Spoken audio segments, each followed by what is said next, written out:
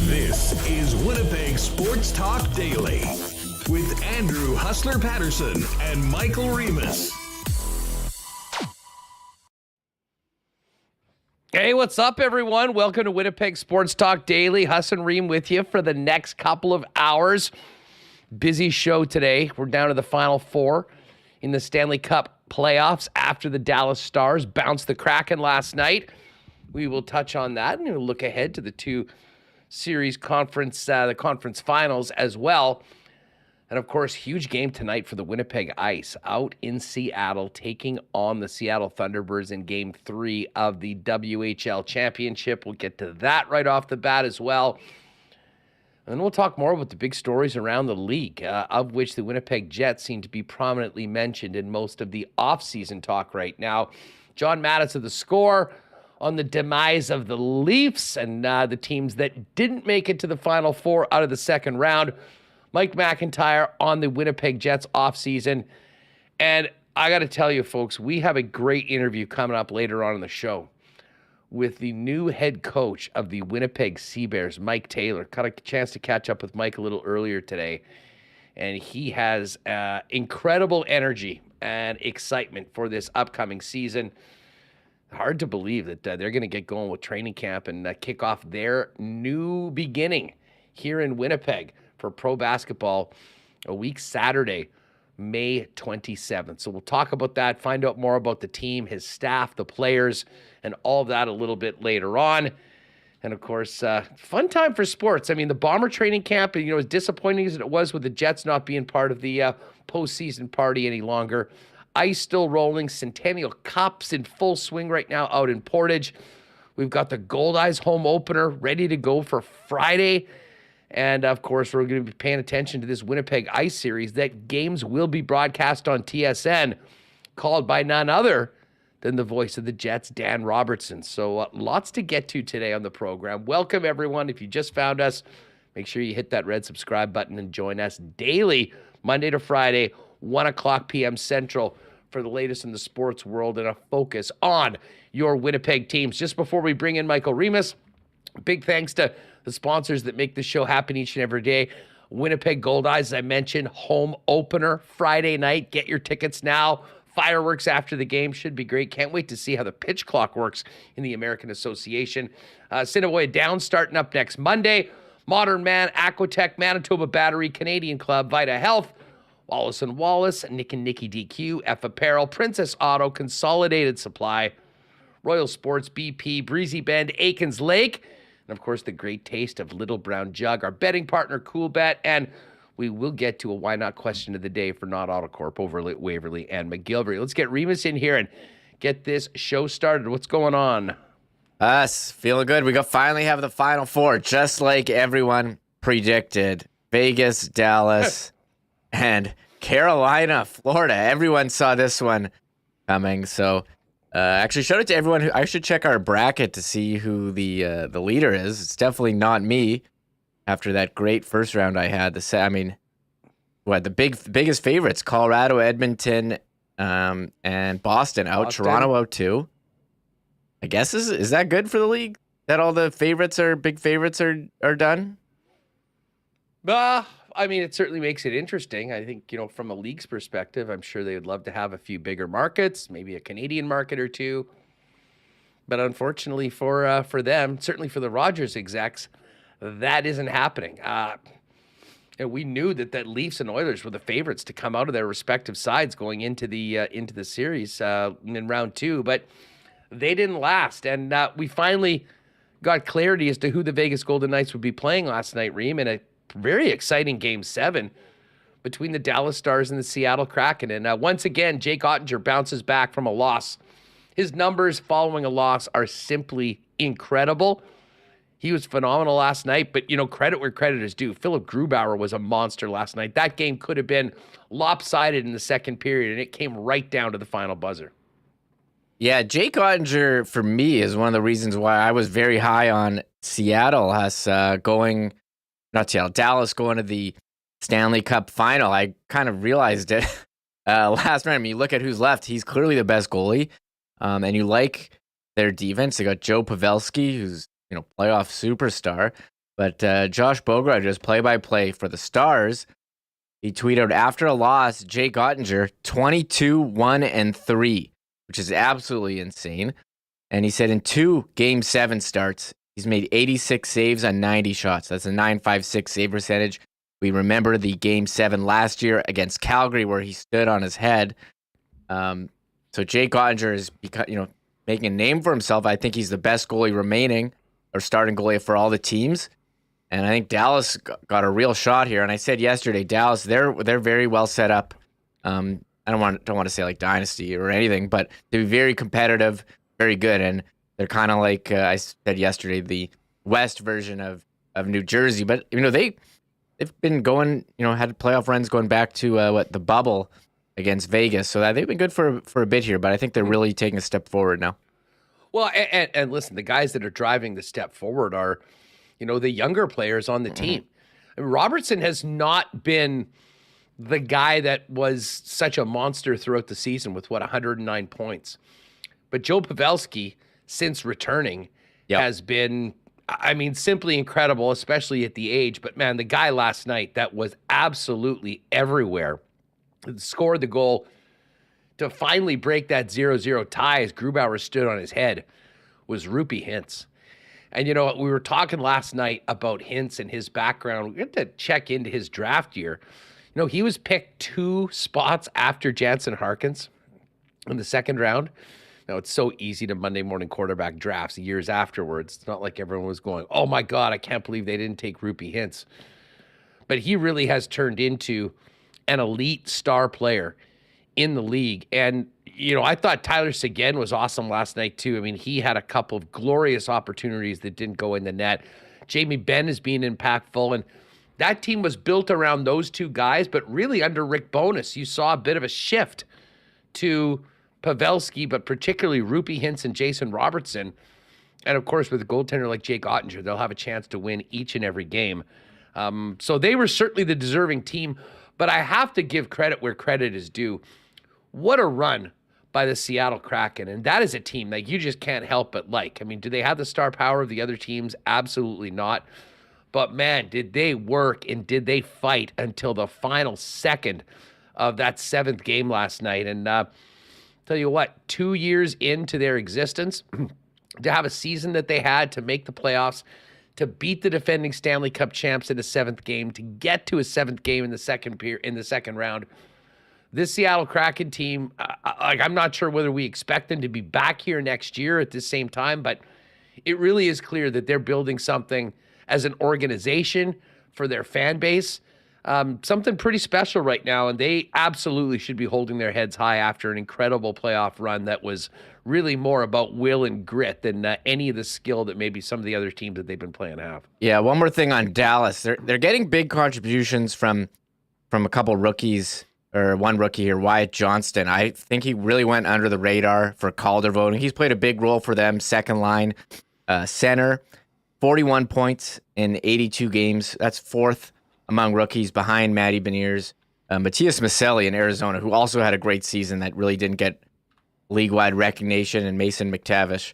So, he had a big goal yesterday, and I really like this Dallas team. I think it's going to be a great series. We didn't see any huge efforts. Remember Joel Kiviranta in the bubble house when he had those huge OT hero. Huge games, but you got to like that from Dallas. And on Seattle, you have to wonder, did the NHL intend for have Vegas, the expansion team, 4 conference finals in 6 seasons, Seattle in a conference final in their 2nd season?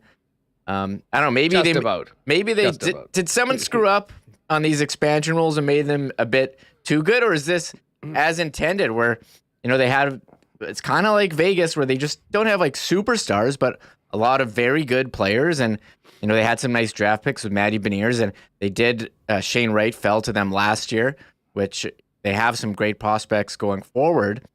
But credit to Seattle. And I guess if, the NHL wants to try to sell some more expansion franchises, you say, hey, give us another $1 billion and you'll be in the conference finals. 2 years, conference finals. Look, we got a nice track record here. A lot easier to go get some more money if they want to expand even further. Yeah, well, Seattle didn't quite get to the conference finals, but man, they didn't get there. Night. I mean, it was Game 7. But hey, just listen, Game 7 and round number 2. I mean, technically the fifth last team standing now that there's 4 done, and you get what you pay for. I guess. I mean, these franchises were over $500 million, and they made a point of having these teams be competitive. Now, Seattle wasn't that competitive last year, and I don't think anyone really expected them to do what they've done this year. But they have right now, and they are, they're a great story, but it is frustrating, I'm sure, for a lot of people with teams that have been around for a long time that haven't had even the success to go to the second round. Wondering what they have to do for it. But just, you mentioned Wyatt Johnston. We had a great chat last night about him, and he's one of these players that has an incredible, what the heck is going on here? You got some autoplay ads there where you're trying to look up stats? Isn't that the worst? I know. A hockey DB, what are you doing? 1920, he had 30 points in the Ontario Hockey League. And of course, that was going into the pandemic. Well, the next year, the Ontario Hockey League did not play the 2021 season. And, Dallas, to their credit, took him late in the first round based on a 30-point season the year before. Well, he gets back out onto the ice next year in the Ontario Hockey League after being picked and puts up 124 points and then goes straight to the National Hockey League and leads the league in goals for rookies this year with 24.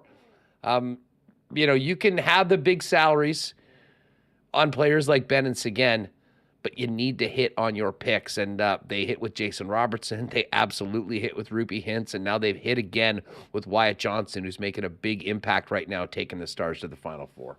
You talk about hitting on picks. They have one draft here from a couple years ago. Might be the best draft ever, Huss. 2017. First round, pick 3. Miro Heiskanen. Number one D. 2017. Also round 1, pick 26. Jake Ottinger. Number 1 goalie. 2017. Round 2, pick 39. Jason Robertson. I mean, all in the same round. So you have your number 1 D. Heiskanen, Ottinger, Robertson. In the same year. Wow. In the same year. Absolutely incredible. And that just sets your franchise up going forward. And they have those guys signed. Robertson signed a deal last year. Ottinger signed, and Heiskanen signed as well. So, you have those guys and other pieces, and you're looking pretty strong. So I know Dallas in the Central Division. We're probably going to be seeing a lot of them going forward. And I don't know who I'm pulling for here, Huss, but I think got to go with Dallas. Yeah, let's put it out to the chat. Why not question of the day? Who you got meeting in the Stanley Cup Finals? Do you have Vegas or Dallas? Do you have Carolina or the Florida Panthers? I can't tell you, just finishing up the lock shop reading, that the Vegas Golden Knights and the Carolina Panthers are favored in these series, but not massive favorites by any stretch of the imagination. I think you can make an argument that any one of these 4 teams that's still remaining right now is capable of not only getting to the Cup final, but also winning the Stanley Cup. I agree. I think it's very wide open. I've looked at the odds. They're all pretty close. I think Vegas is the favorite. And for Carolina, they had Teuvo Teravainen injured in the first round. And it sounds like he's skating in a regular jersey. They're not saying that he's going to be back, but he says he's ready. Rod Brendan was like, yeah, we'll see because he's got to see, because they don't want to reveal their injury stuff, like whatever. But these Carolina's a team they've been building for a while. Florida, they were first last year, barely got in this year and went on a heater, and their goalie's gotten hot. I don't know. I think Dallas would be my pick, because they got the best goalie. I think they're very strong. I think although Aiden Hill's proven everyone. I mean, there doesn't matter who's in net. Brossoit doesn't sound like he's going to be ready. Logan Thompson might come back. They're not really saying anything about their goalie situation. Could it be Quick time if things go out? Just watch. Yeah. Quick will come in at some point in the Cup final and then just revert to like 2012 Jonathan Quick and win another ring. He was good last year. See that happening. Yeah, I mean, at times he just wasn't very good this year, or when he got traded to the Golden Knights, and that's part of the reason why he hasn't been one of the top 2 goaltenders so far in the playoffs for them. I got to lean Vegas right now. I mean, we saw what they did to the Winnipeg Jets, taking on a team that obviously had a big advantage in net. And despite the way this series started, they pushed back, and the Winnipeg Jets did not have an answer for them. And to be honest, for a good portion of that series against the Oilers, Remo, despite the firepower that Edmonton was throwing over the boards, the Vegas Golden Knights really dominated a 5-on-5 for most of the series, other than maybe games 2 and game 4, where Edmonton came back to win. I mean, but to be able to survive a series where you're basically getting lit up and the red light going on every time you take a penalty, I think it just speaks to how balanced and deep the Vegas Golden Knights are. And this is a team, as you mentioned, 4 trips to the conference final in 6 years. I mean, they have the experience. They've been there before. Not that Dallas doesn't. I mean, I think they gained a lot from that run to the Cup final in the bubble before losing to Tampa. And a number of those players are part of it. I just have a hard time betting against Vegas after what we saw them do to Winnipeg, and then especially the Edmonton Oilers, who I think most people thought were the most talented and dangerous team on the West Side remaining after round 1. Yeah, again, I think everyone was penciling in before the playoffs Colorado into the conference finals for sure, defending Cup champion. I mean, why wouldn't you? And Edmonton as well, but Vegas, they were first in the regular season. They've looked fantastic throughout the playoffs so far, taking down Edmonton, who I was like, who's going to stop McDavid and Draisaitl? But they do have a lot of other players too. They can't play those guys 60 minutes. So I think that's going to be a tight series. I think this other one going to be very tight. Florida, Carolina. A lot of great storylines in that series too.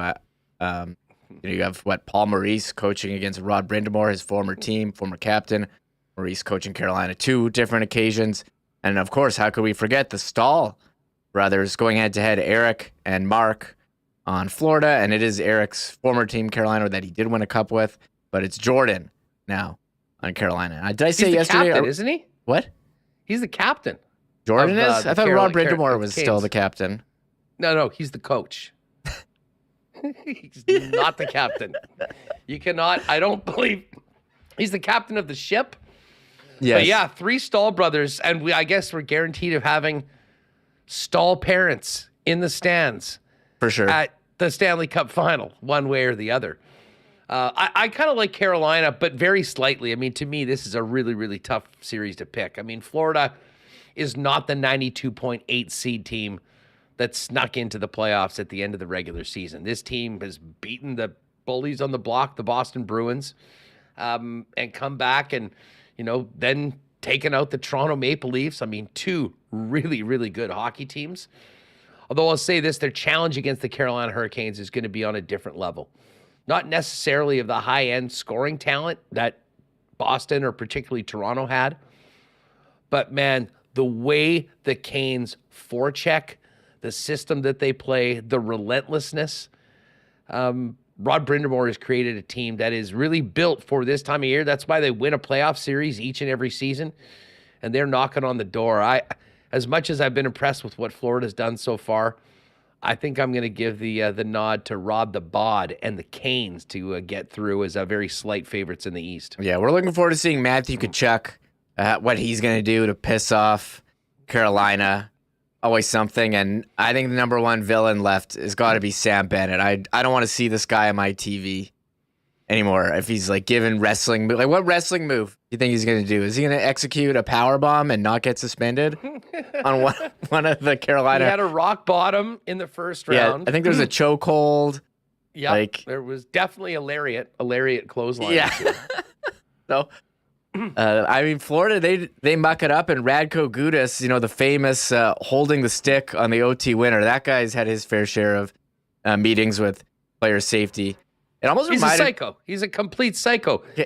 I'll never forget him with the tomahawk chop, almost like a beheading maneuver to poor Matthew Perreault back when Perreault was playing for the Winnipeg Jets. What did he get? 4 games for that? I don't remember that one actually. Now I got to look it up. But oh my God, that was the most vicious. He got slash. 10. Oh, he got 10 games. It was 10 for that. Yeah, he cracking down. Excuse me. Let me see this. Should I pull this up real quick? Yeah, for people if they don't recall, he's a crazy guy too. An absolute psycho, but a guy that can help you win hockey games, and he seems like a Maurice type. Like, I think Maurice loves having a Radko Gudas on his team, a guy that's a little bit of a loose cannon. Here it is, if you remember this, folks, when Gudas was on the Flyers, not very pleased with Matthew Perreault, and that's not a very good, They don't replay it. This should have a replay. Here we go. Gudas not happy with Matthew Perreault. Where is he? Oh, there's Perreault in. Here's Perreault right here. It's a better view. Oh! That was almost the Pietrangelo slash, except to the back of Matthew Perreault's unprotected neck. I'm shocked that was 10 games. I feel like if this was today, it would be like 3. Maybe 1 playoff game. Maybe it was in the regular season.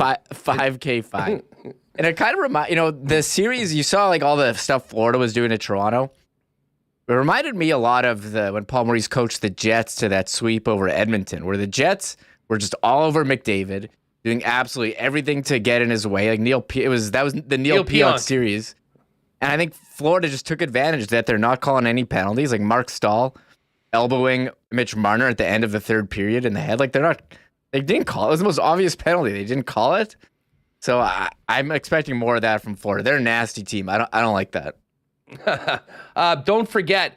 Oh, I guess today's the Kenny and Rennie year-ender bender. Yeah. Hopefully we'll see some people out. I already see some talk and chat about that. Yeah, T-Will, the guillotine. That was the word I was looking for. The guillotine chop from Radko Gudas. Listen, we're going to talk a little bit more about these Stanley Cup playoffs. We will get to the ice later on.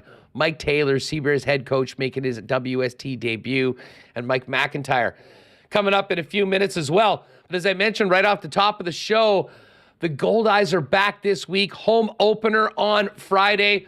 Been counting down the days to get back to the ballpark for the last couple months. We've got beautiful weather. If you're not out of town on Friday, make a plan to get out there. We'll be hanging out probably at Craft Beer Corner, trying some of the new food at the ballpark. What a great way. There's nothing better than the home opener. And of course, there's fireworks on Friday as well. So let's pack the stands down at Shaw Park. We'll look forward to seeing you there. You can get tickets now at goldeyes.com. Get your tickets in advance, by the way, folks. I know there's always a lot of walk-up, but you'll save yourself. It might be an inning or two now with how fast these games are going to go with the pitch clock. So get to goldeyes.com, and we will see you there on Friday night. Our friends at Modern Man Barbershops are now open with 8 locations in Winnipeg. Had a great experience there a couple weeks ago. Shout out to the fellas down at the Pembina location. One of 2 new locations, actually, Pembina Highway and on Plessis Road, but 8 in total now in Manitoba. Modern Man Barbershops offer a variety of grooming services, haircuts, beard shaping, shaves, color services, and more. Book your look via modernmanbarber.com and follow them on Instagram at Modern Man Barbershops. Well, with it being so nice outside right now, people are already thinking of summer. Why not make 2023 the year you take the plunge with Aquatech? Visit aqua-tech.ca to design your own custom pool. Their team can provide on-the-spot pricing from designers as well as financing options that suit you. And whole home renovations start with Aquatech as well. With thousands of renos as their foundation, let Aquatech upgrade any space in your home. Aquatech's ready to make your reno dreams a reality. Learn more about design, pricing, and financing options at aqua-tech.ca. Well, with spring here, a couple things are guaranteed for Manitobans. It's time to get your motorcycles out and let the good times roll. and the grass is growing, and it's going to need to be cut. If you need a motorcycle battery, the gang at Manitoba Battery can get you hooked up with the right fit for you at the best price. And if you need a lawn tractor battery, you can get one with 280 cranking amps for $42 when you return your core. That same battery's $30 more at the big box stores. And don't forget, not only does Manitoba Battery have the best price, but they're by far the most convenient option, because when you spend more than $60, they'll bring it to you right to your door anywhere in Winnipeg for free. That's right, gang, for free. To learn more, find them online at manitobabattery.com.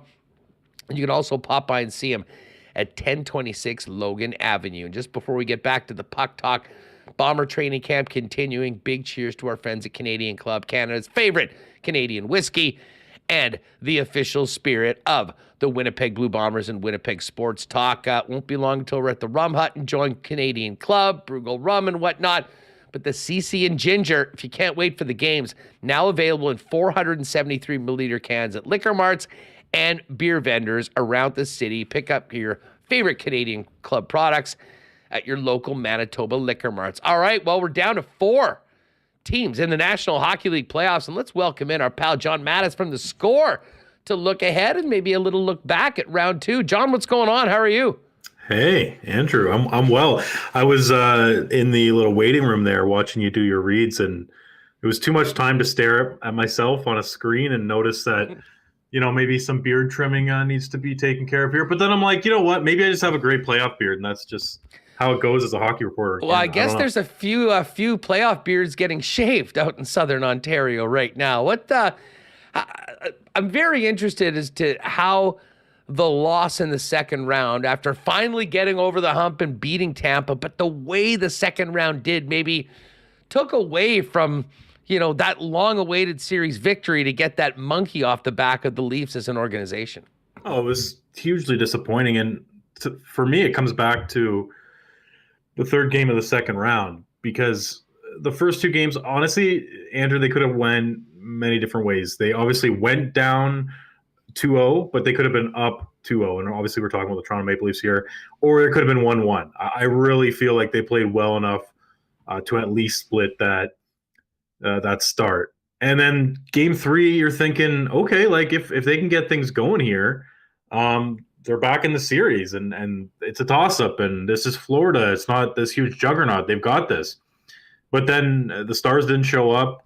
The rest of the team played fine, but again, just the effort wasn't there. It was a very, I don't know if telling's the right word, but a reflective showing by the Maple Leafs in that game 3, as far as it just solidified or confirmed everything that we thought about this team and this core, and how when the pressure mounts, it seems like they wilt. And it's old school to say that. It's maybe a little unfair to say that, but the evidence is there. I mean, it's been 7 years of first-round playoff exits. If you take away the first 2 and say, oh, they were young, they didn't know any better, well, you've still got 5 series there where they either were the favorite or the slight underdog or the heavy favorite.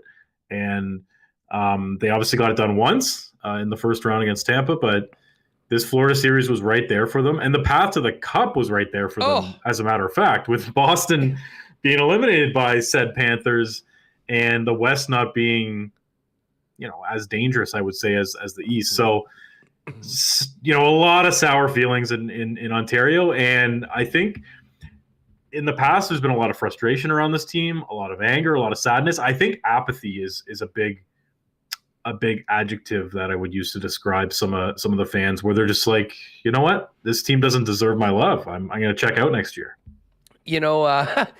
And I mean, and that happens, especially with the way the series went, and you nailed it. I mean, they'd won game 3, you're right back in the series. Even if you come back 3-1, which they ended up doing, I think you maybe feel like you've got a little bit more, but it just seems so insurmountable in the Stanley Cup playoffs to get down 3-0. And, that no-show in game number 3 was something that I'm sure will be talked for a long time.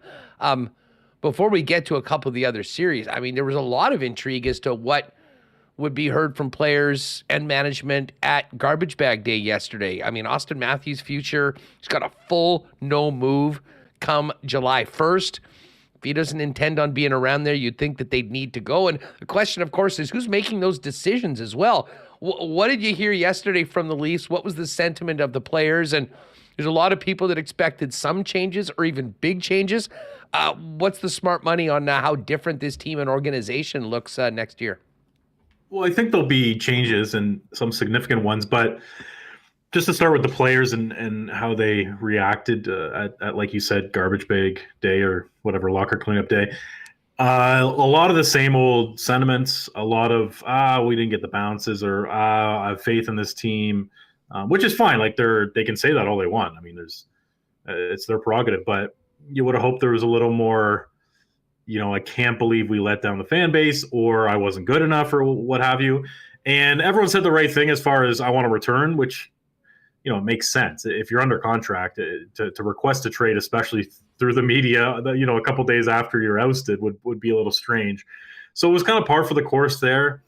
And then we had the Kyle Dubas press conference, I guess there was a Sheldon Keefe press conference, but not much came out of that. He said a lot, but didn't reveal much over the, whatever it was, 10 minutes of action with the media.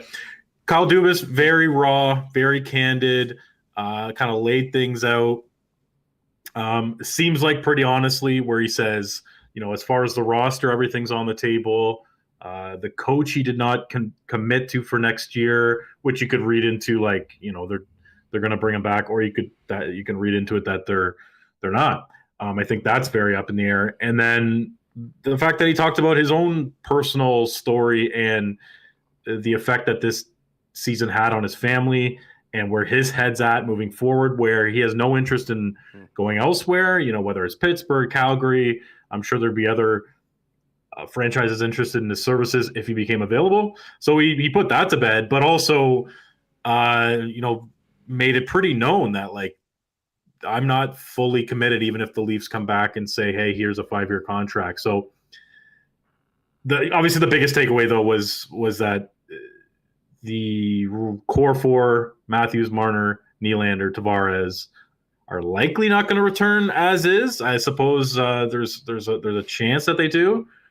But for the first time, Dubas, in his tenure, threw a little cold water on his commitment to that core. And I think it's probably overdue, but it's totally reasonable given what they've given him in the playoffs and just the history of this team up to this point in this era, and the fact that he's surrounded them with a ton of talent and he's gone back to the well in terms of the drawing board. Hey, do we need toughness? Do we need leadership? Do we need a better defensive structure? And paid a big price to get it. I mean, look at the assets that have gone out, what they have in the next couple drafts. I mean, that was all put in for this run. Matthews is the biggest question mark. I mean, it sounded like he said that he's planning on staying there. He likes being there. How much of a sure thing is that? And can they afford to get into July 1st without some sort of an agreement on a contract for Austin Matthews? Are they comfortable enough that will just take care of itself over the year? I think so. I mean, Matthews himself seems like the type of guy that could handle going through a season on an expiring deal. I think he's wired that way. Obviously, it'd make more sense to do it before the season starts if you are, in fact, coming back. So my money would be on him signing an extension. And honestly, the Leafs, they should do it. I think he's the one guy that is a no-brainer to bring back on a long-term deal. You're just not going to win the trade when you're sending Austin Matthews out the door.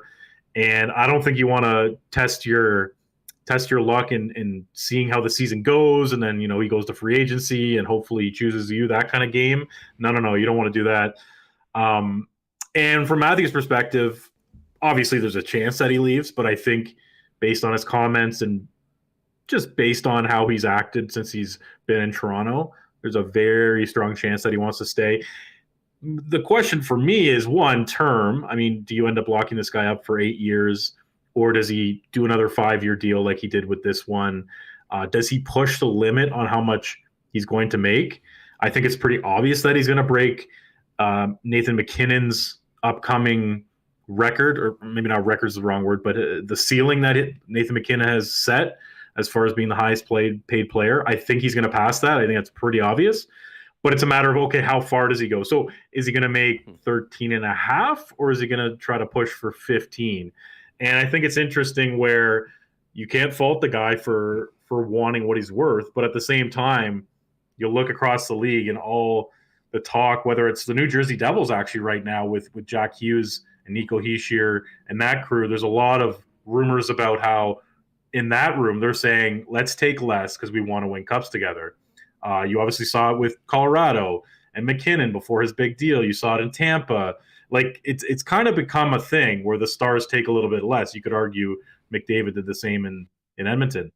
So does he do that? Does Matthews say, I'm going to leave $1 million a year, $2 million a year on the table to let the GM surround me with better talent, or just give some more breathing room? So I think that's the most interesting part of the Matthews discussion, because I think it's almost for certain that he returns, assuming he wants to. Yeah. I think the team, because if you don't bring Matthews back, if you're Toronto, if the choice is Toronto's and they say no, I mean, you might as well be blowing the thing up and starting from scratch, because he's not. I know the playoff success hasn't been there with him, and he should have scored in round 2 of this playoffs, but he's easily a top 5 player in the world. Good luck replacing him. He was injured this year, so that factors into things. It's not an excuse, but could he put up 60 goals next year? Absolutely. Could he tear the playoffs apart like Leon Draisaitl did this year in next postseason? It's certainly like pretty high on the range of possibilities. So it just gets interesting when you go out from there, when you leave the Matthews orbit and start looking at the other pieces. Well, for sure. And listen, just before we get to the Oilers and a couple of the other teams, I mean, if that core 4 isn't back, like I can't see anyone taking Tavares at the ticket he's got right now. I think William Nylander is by far the most cost-effective player of those 4. Is Mitch Marner potentially on the way out? Yeah, so Tavares, no move clause, bad contract. Like, there's just so many layers to that not happening. He's a declining asset in general with losing the foot speed and whatnot. So he's off the table more or less. Let's put Matthews off the table for argument's sake. Then so you've got Marner and Nylander, and I think the Leafs should look for trades when it comes to Marner, and then maybe listen to trades for Nylander in a sense where I think ideally you maybe keep Nylander at that 6.9 cap hit, and the better performances in the playoffs, and you move the guy who has been the worst out of the core in the playoffs, which is Marner, and a guy who plays a certain way that I don't know if it's conducive to winning playoff hockey. And again, trying not to be Mr. Old School, but he does certain things that are very crafty and make him really like super valuable in the regular season, a Selke candidate. But there's something about that style that doesn't necessarily translate to the playoffs. Like, you could say the same thing about Artemi Panarin. These just really good playmakers who are super smart and just have the puck on a string. A guy who jumps out that is like that, but has that extra edge, that extra sort of quick ability to pass the puck is Nikita Kucherov. So I put Kucherov in that sort of bucket where he's a little different than Panarin and Marner, even though they're all playmakers. They all have that silky skill. But Kucherov's just has a little more bite to him, and he also plays a little quicker with his hands. So anyways, that's my little rant about Marner. But I think he could net you something very good in a package, but you probably have to assume that you're not getting the best player in the deal. Like Marner, let's face it, is still, I don't know, in terms of wingers across the league, top 10 at worst. But just change needs to happen. Like you can't bang your head against the wall constantly. And sounds like another team. We've spent a lot of time talking about here, and trades that you're making where you're probably not getting the best player back, but there is a need to make change. And certainly the Jets, with their contract situations, sort of being forced to do that, whether they like it or not, because this organization in this market cannot afford to let top players like that walk for nothing. Moving out west, it was another disappointment for the other Canadian team in the Edmonton Oilers. And I mean, they were in the series a lot more than the Leafs were, but I imagine maybe almost because of that. And we mentioned the path with the Avalanche being out. Maybe an even bigger disappointment for Edmonton, considering what they'd done last year and the massive expectations, knowing they arguably might have the two best players in hockey. Yeah, it's a really tough one to swallow, and obviously we saw that with the way that Draisaitl reacted after basically in tears talking to the media. And yeah, what else could you expect from a guy like Draisaitl, a guy like McDavid? And I understand there were certain moments in that second round where they didn't quite rise to the occasion, but I think the body of work certainly saves them from criticism. Yeah, there were obviously the goaltending there. You know, Stuart Skinner wasn't supposed to be the number one. It was supposed to be a transition from Campbell to him over a couple of years, probably based on the deal that Campbell got.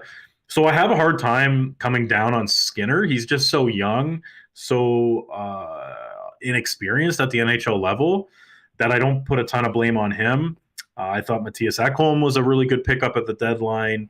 I thought their depth came through in the clutch in the second round at various stages. There's some pretty bad contracts there, though, whether it's Darnell Nurse or elsewhere. And, you know, you wonder about a guy like Zach Hyman and how he's going to age, some health issues there. And it's just such a missed opportunity, though, Andrew. I mean, you hit the nail on the head with you've got two, like, I think you could argue Draisaitl is the number 2 player in the world, but at worst 5, right? Like there's no question about that. And I know that hockey's different than basketball. It's different than football and quarterbacks and the amount of value one player brings, but how they were filling the net and how dominant the Oilers were at times when they were on the ice. It's a shame that they can't push through. And they have enough term on their contracts, though, that you look at it and go, okay, run it back at least, for the most part. Let's make some tweaks around the edges if you're Ken Holland. But that doesn't make it any easier to swallow, any easier to look in the mirror if you're Draisaitl or McDavid and go, oh, I got to go through another summer preparation, another 82-game schedule where I set a new record or we finish 1-2 in scoring. And let's face it, Andrew, it's sad across the board for Canadian teams. Like, we're 30 years into this thing. And I'm not the type of person who's like, oh, someone in Red Deer is like, hopes that the Canadians win a cup one day because then a Canadian team will win. It's not necessarily that, like the cheering aspect. It's just the pure numbers of like, you've had 30 years to do this, 6 or 7 teams. Obviously the Jets were gone for a bit. And like, I would love to talk to someone who can crunch the numbers on that. Like, what are the chances of a 30-year drought? And it's not like these teams haven't been competitive. It's not like these teams don't have money. And they've got to the final too. Vancouver's got to the final. Edmonton's got to the final. Ottawa got to the final. Calgary? The Habs got to the final. Yeah. So, Calgary, they lost. I mean, pretty much everyone except for the Leafs and the Jets. Yeah. Have been to the Cup final at some point, and nobody's won it. I think that is maybe a little bit more of an aberration. But, John, as you mentioned, in the rest of Canada, well, now from coast to coast, if you're an NHL team and an NHL fan, it is off to the off season. And we saw our friends at The Athletic put out their first trade bait board. 4 of the top 8 players were members of the Winnipeg Jets, including number 1 and 2 on the list. From outside of the market, I'm interested in your perspective on what is expected to happen here in Winnipeg and just how wild of an offseason it will be for this organization and its general manager, Kevin Cheveldayoff, with massive decisions to be made and really being forced to, as we mentioned before, with the expiring contracts at the end of this year of team control of Hellebuck, Scheifele, and Pierre-Luc Dubois. Well, I'm going to ask a question back to you, Andrew, where we've got the same owner, the same GM for the past however many years. I don't know the exact number. And they're bringing back Chevy, and he didn't exactly instill confidence in the fan base with his press conference, basically saying, hey, we've made the playoffs 5 of the past 6 years. Give us a pat on the back. Give us some love here. I look at that, and I look at the way that he hasn't thrown his stars under the bus, and I go, is he going to do maybe just one move this summer? Is it going to be nothing? Like, I'm not, tell me, Andrew, like, are you convinced that there's going to be big changes in Winnipeg? I am. Yeah. And I am. And listen, it's not necessarily because I think that they really want to. It's sort of 2 parts. I think they absolutely need to move on from Mark Scheifele and Blake Wheeler. And we've seen, and I mean, there's plenty of folks that are pretty tied in outside of the market that the belief is that Blake Wheeler won't be there this year. I think they tried to do that last year.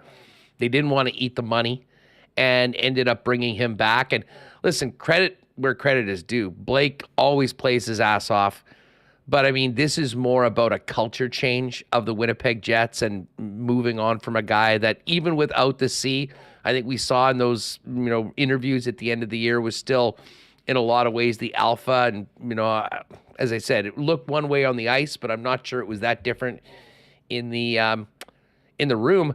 And as far as Mark Scheifele goes, I mean, for a long time, especially when, Patrick Laine sort of got squeezed out and they ended up making that move, this was the team. It was Blake Wheeler and it was Mark Scheifele. And I think everyone agrees that a fresh start would be a good. And listen, Scheifele just scored 42 goals. Mm-hmm. And, a team that gets him will have the opportunity to extend him, or maybe they'll even let them talk beforehand. So, I mean, he certainly is an asset. But that needs to happen from a team perspective. I think they're sort of being forced into the other side. I mean, you can't trade Patrick Laine for Pierre-Luc Dubois and have him play this year and then leave for nothing. I mean, that would be an absolute disaster. We've heard enough about Dubois and potentially going to Montreal. I mean, I think it is incumbent on Cheveldayoff to find the best deal now that makes sense for the Winnipeg Jets and turn that around. And I think for both Scheifele and for Dubois, the best deal for Winnipeg is not a one-for-one deal where you're getting a player back. It's probably looking at younger players under team control that have the potential to turn into those players in a year or two.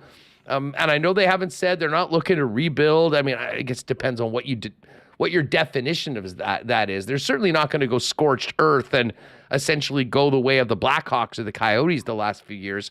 But I think it will look a lot different.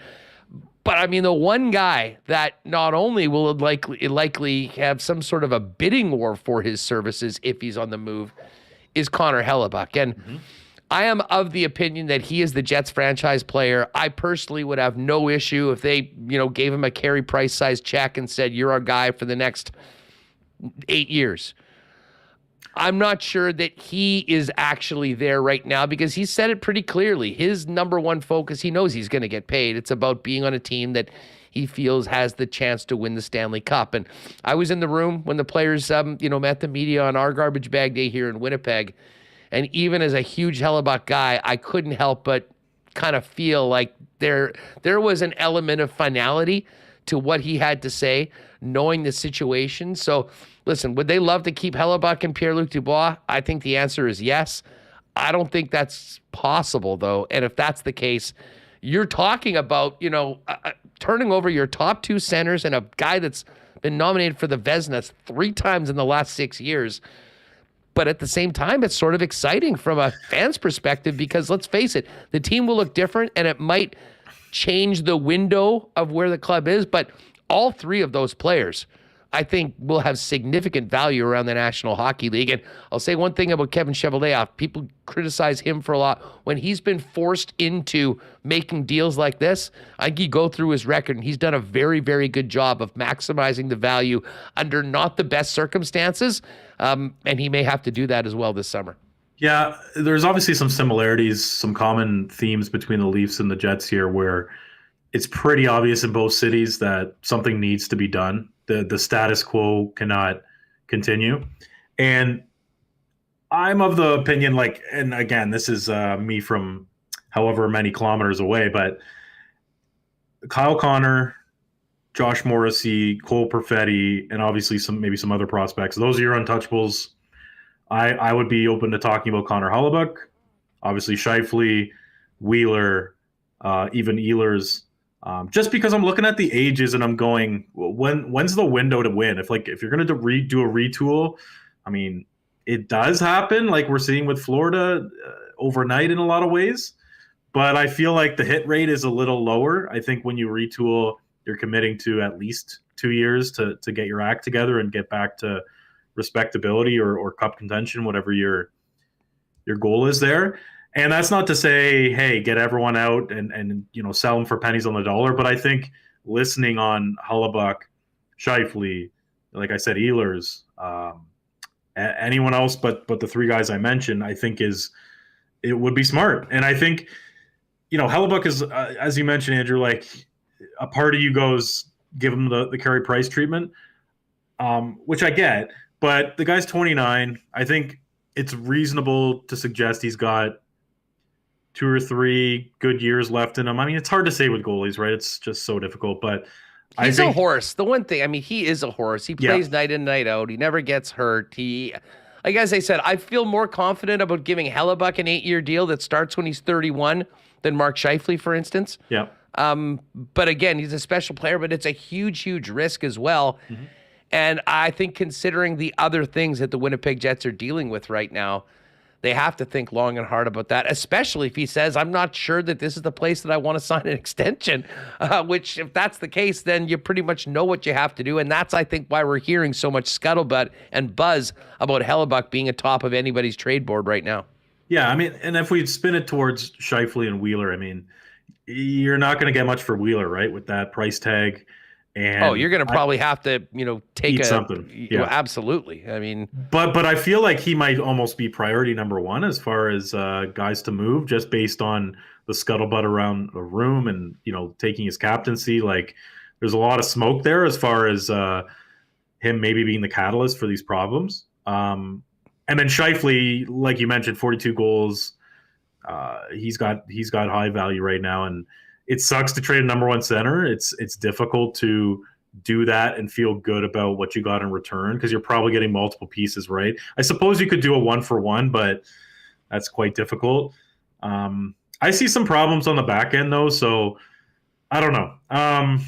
It's tough because it is one of those things where it's easier said than done, right? It's like, okay, trade these 4 players and see what you got. But we're not in the GM's chair, and especially in the Dubois case, whether it was his intention or not, Dubois has kind of given Winnipeg less leverage than they should have with a pretty high-quality player who's still under team control for 1 year.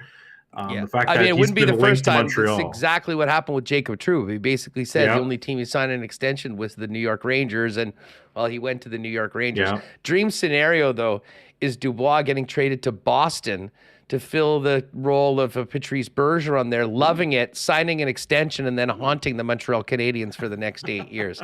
John, listen, we got to go, man. Great chat as always. Enjoy the Final Four. We'll catch up maybe heading into the draft for more from around the league. Keep up the great work over at The Score.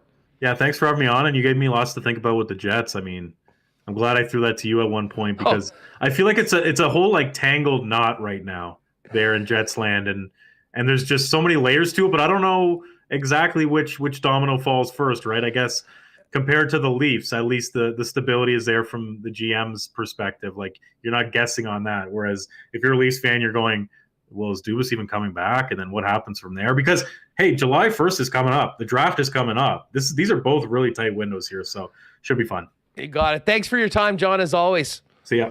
There's John Matisz. You can check out his work as the elite NHL columnist over at The Score. Mike McIntyre on deck. He's going to join us right away. Hey, folks, if you're looking for great prices on natural and organic supplements, beauty products, and groceries, and Winnipeg's best selection of local products too, head on over to Vita Health Fresh Market.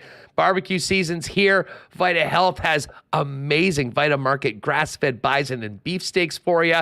And if you need to help that digest that red meat, check out that Health First Prime Zyme digestive enzymes, which will help you break down proteins, carbs, fats, lactose, and reduce digestive discomfort.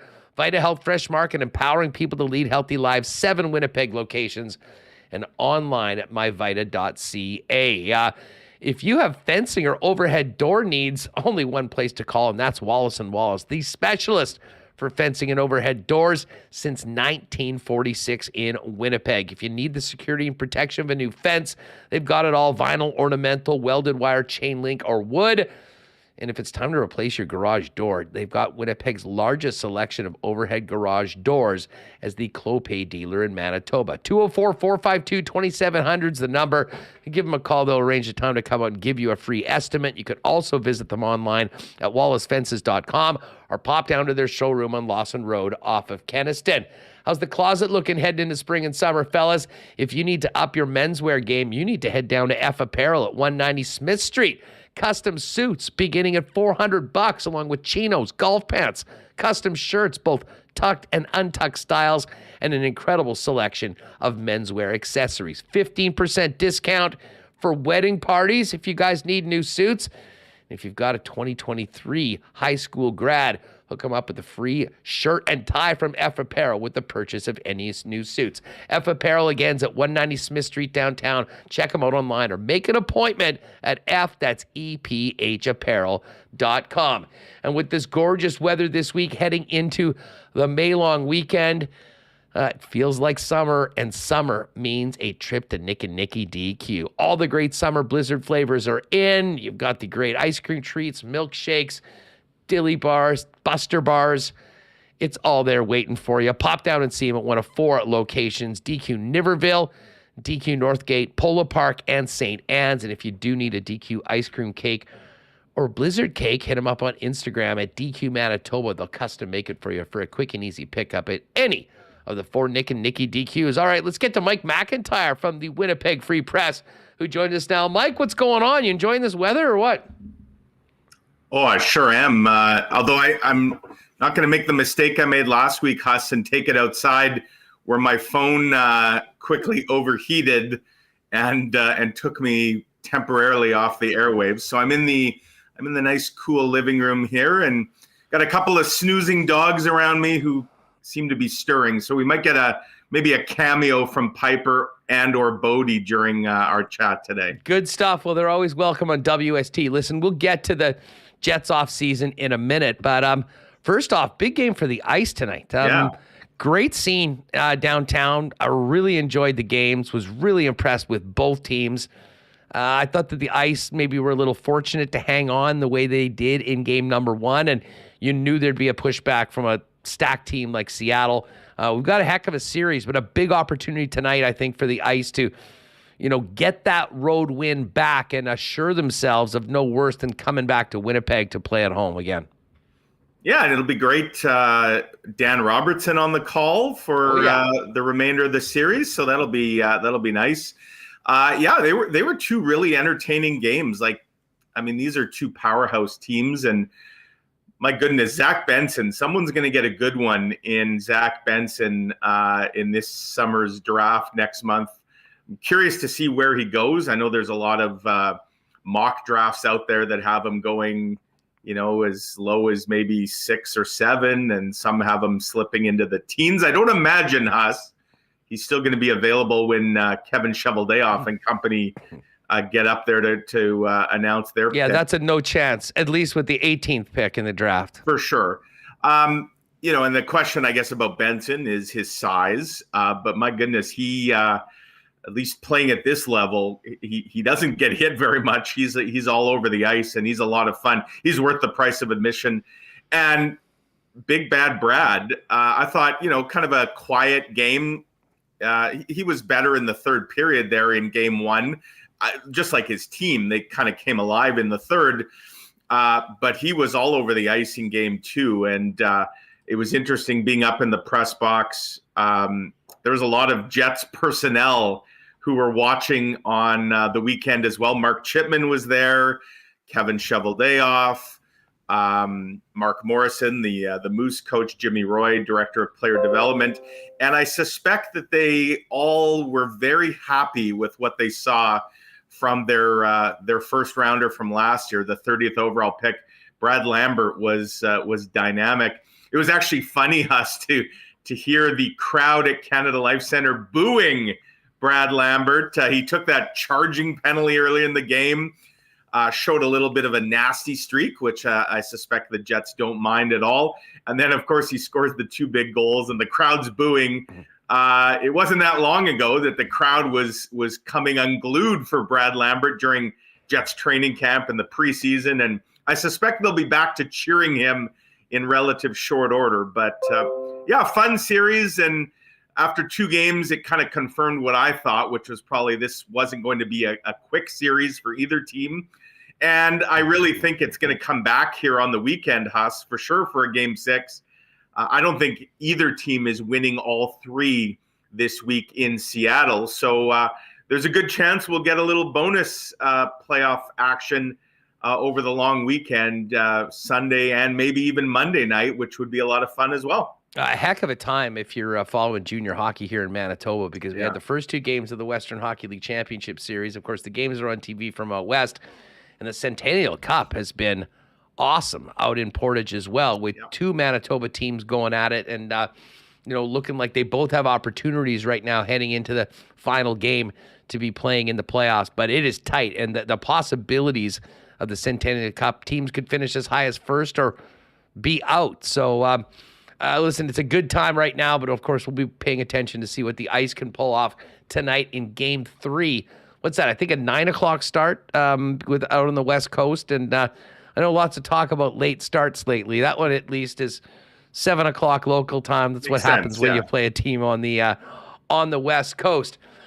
Mike, let's get to the Jets, though. I mean, we're enjoying this junior hockey. Would have been great to have the Jets still playing right now. We know that ended a couple weeks ago. And now it seems like, the league, for the most part, is into full off-season mode, minus 4 cities that are still challenging for the Stanley Cup.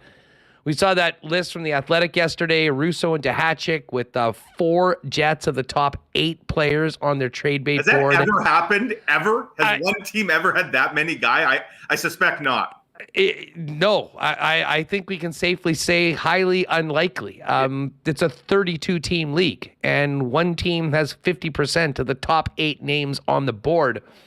But it starts with Connor Hellebuyck. So let's start with Hellebuyck. What do you make of the situation right now with Hellebuyck? We've talked about what we heard from him at the end of the year. Yeah.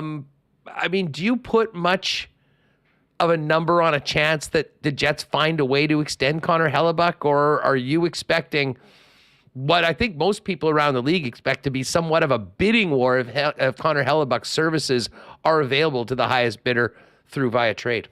Well, I wonder, Huss.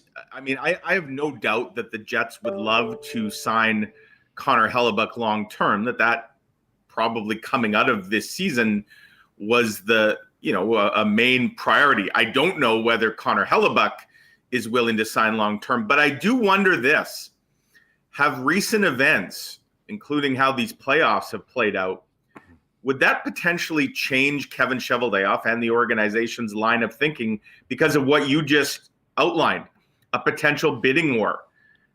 Could the return for Connor Hellebuyck be greater than what maybe anybody could have initially imagined, because there may be so many teams that decide Connor Hellebuyck is the final piece we need to get us over the hump? And I'm talking now particularly about teams that just got eliminated. The Edmonton Oilers.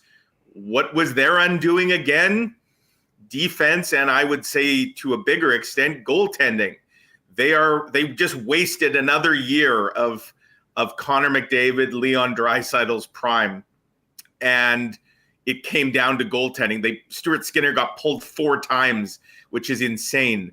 There's a lot of chatter in Edmonton that a Connor Hellebuyck could be their last ingredient to, winning a Stanley Cup. And time is starting to tick in Edmonton, right?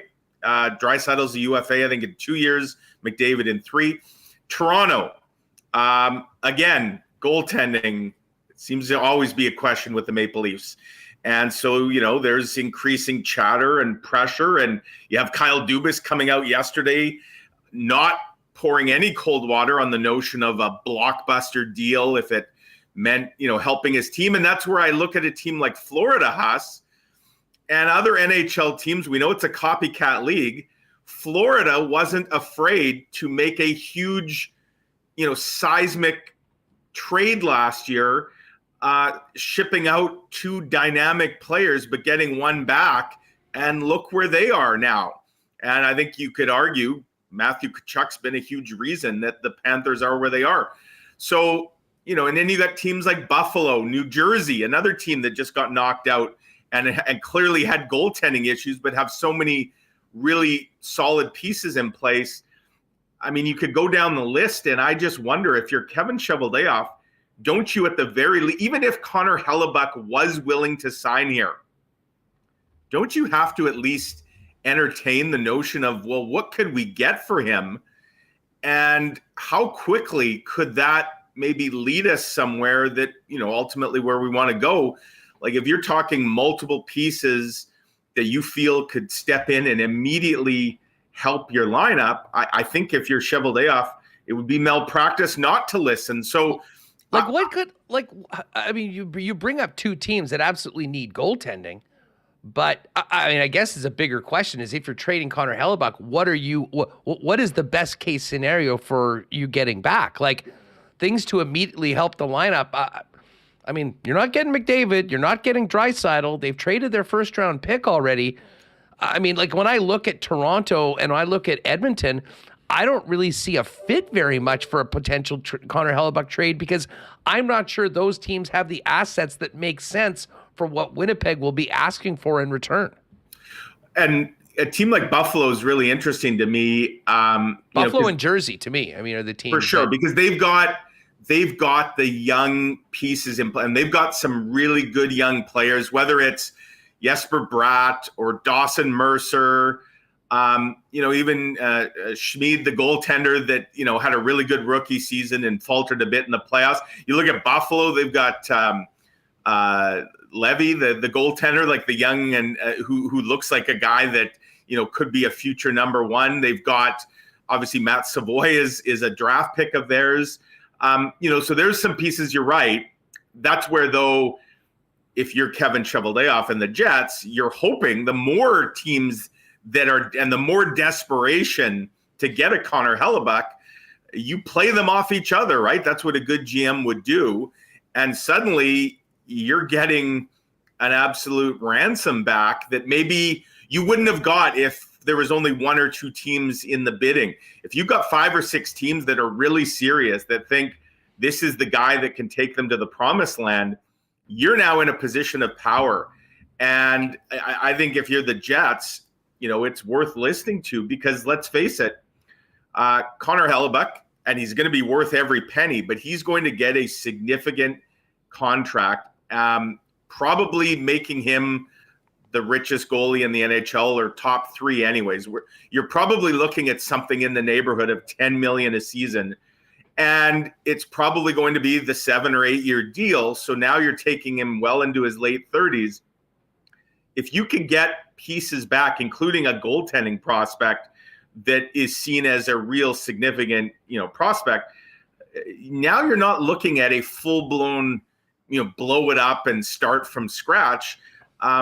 So that's where I think, some of these very interesting playoff developments, I wonder how much they've altered the thinking right now among the Jets brain trust. And I got to think, for the reasons that you just mentioned, 4 guys on that trade list, like Kevin Cheveldayoff's phone, if it's not already, it's going to be ringing off the hook here in the coming days. Well, yeah, and just as far as Hellebuck goes, and listen, I will basically say the same thing about Dubois, about Scheifele. The Winnipeg Jets can say all they want about, well, you know what, we want to be competitive, we want to make the playoffs and all that. If you're trading players of that stature at this point, knowing that we're here in Winnipeg, you're not trading Scheifele for Elias Lindholm 1-for-1 for another guy that's got a contract expiring at the end of the year. The timing of these deals and the team control, to me, is the most important thing. And there is an inherent risk involved, Mike, with, trading a star player for 2 or 3 assets. One might be a pick, a couple might be some younger players that come in. And it really does rely on your scouting services and your belief of the ability of these players to turn into something, in a year or two, plus given some legitimate opportunity. But the minute Connor Hellebuck gets traded, let's face it, there's not anyone. You can have the best goaltending prospect in all of hockey. What are the chances he wins a Vezina trophy? Not great. So, to me, there's a lot that goes into that Hellebuck trade. And if the Hellebuck trade happens, I think it affects a number of other things on the to-do list for the GM. For sure. And you're also potentially clearing up a ton of cap space if you're moving Connor Hellebuyck, money that would be obviously allocated, that especially if you're getting younger picks or prospects back, they're not immediately filling that salary void. Yeah. So you've got options, whether it's by trade or free agent. And the other thing, Huss, I mean, you look around the landscape of the NHL, and I know we sometimes want to try and draw conclusions on different themes or trends that we're seeing, but is it noteworthy to you? It is to me that of the workhorse goaltenders in the NHL, very few of them, really none of them, I guess Jake Ottinger would fall into that category as sort of a bona fide number one. But we're seeing more of a trend towards a job share and a more even distribution. And because of, the load that it puts on a number one, guys that are playing 55, 60, 65 games, they tend to fizzle out when it gets to playoff time. And you look at Boston, right? Just set a record for points in a season. I know Linus Ullmark's going to probably win the Vezina in a runaway, but his numbers, I mean, he only played 45 games because Swayman got a ton as well.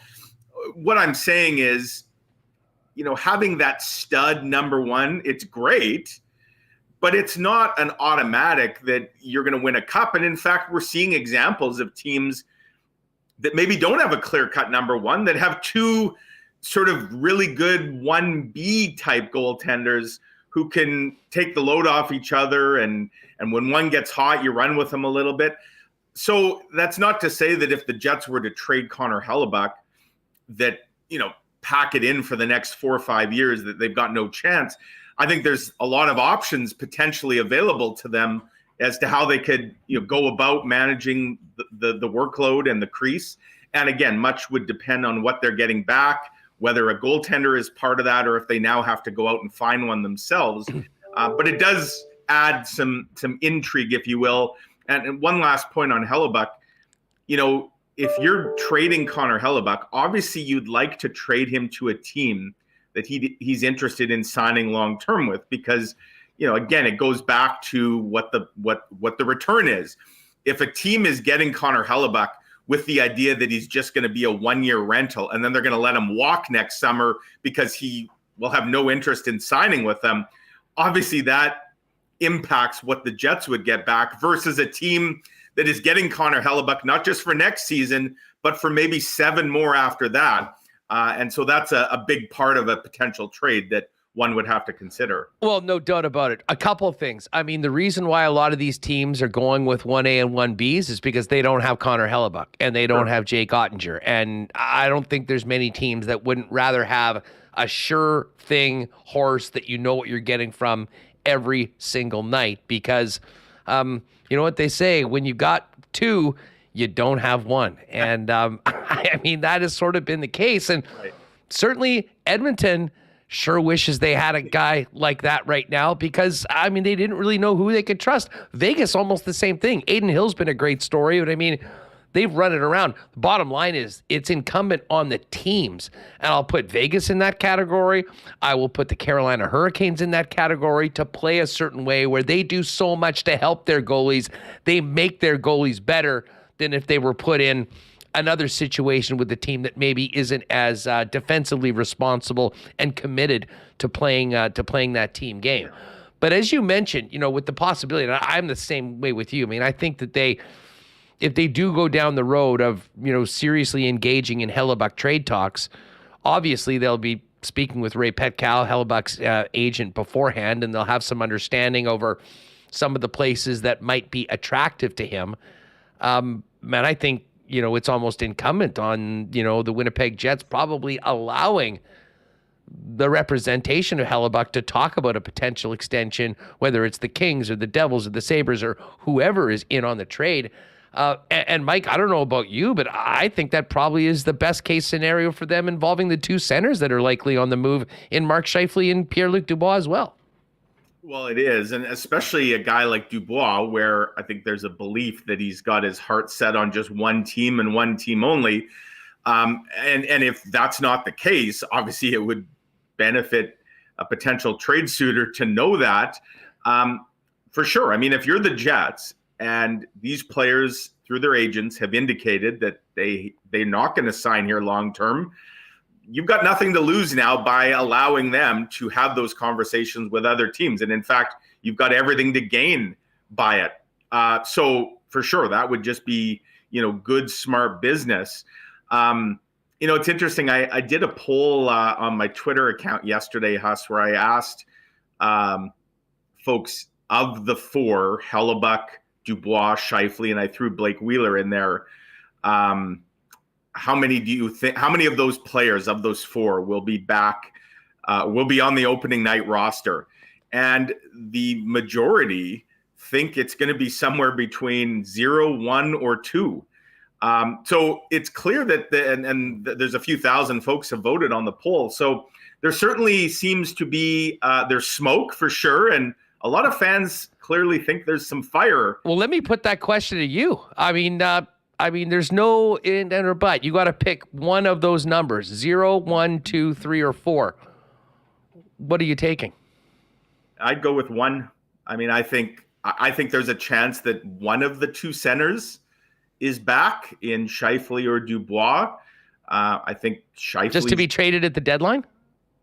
Yeah, or I mean, I'm not totally ruling out that if one were gone, the other might entertain the idea of signing long term. I don't know that that's the case. It's just a feeling that I have that if Mark Scheifele were out of the picture, does that clear a path for Pierre-Luc Dubois, who knows his role now with this franchise? Like, would he be open to something long term, and vice versa? If Mark Scheifele no longer sees Pierre-Luc Dubois in the picture, does that change his thinking at all? Well, I'm not sure that it matters for Scheifele. I'll just say this right now. I don't think the Jets are interested in paying the price of what it would take to do to extend Mark Scheifele. And to be honest, I think it would be a terrible move for the team if they did.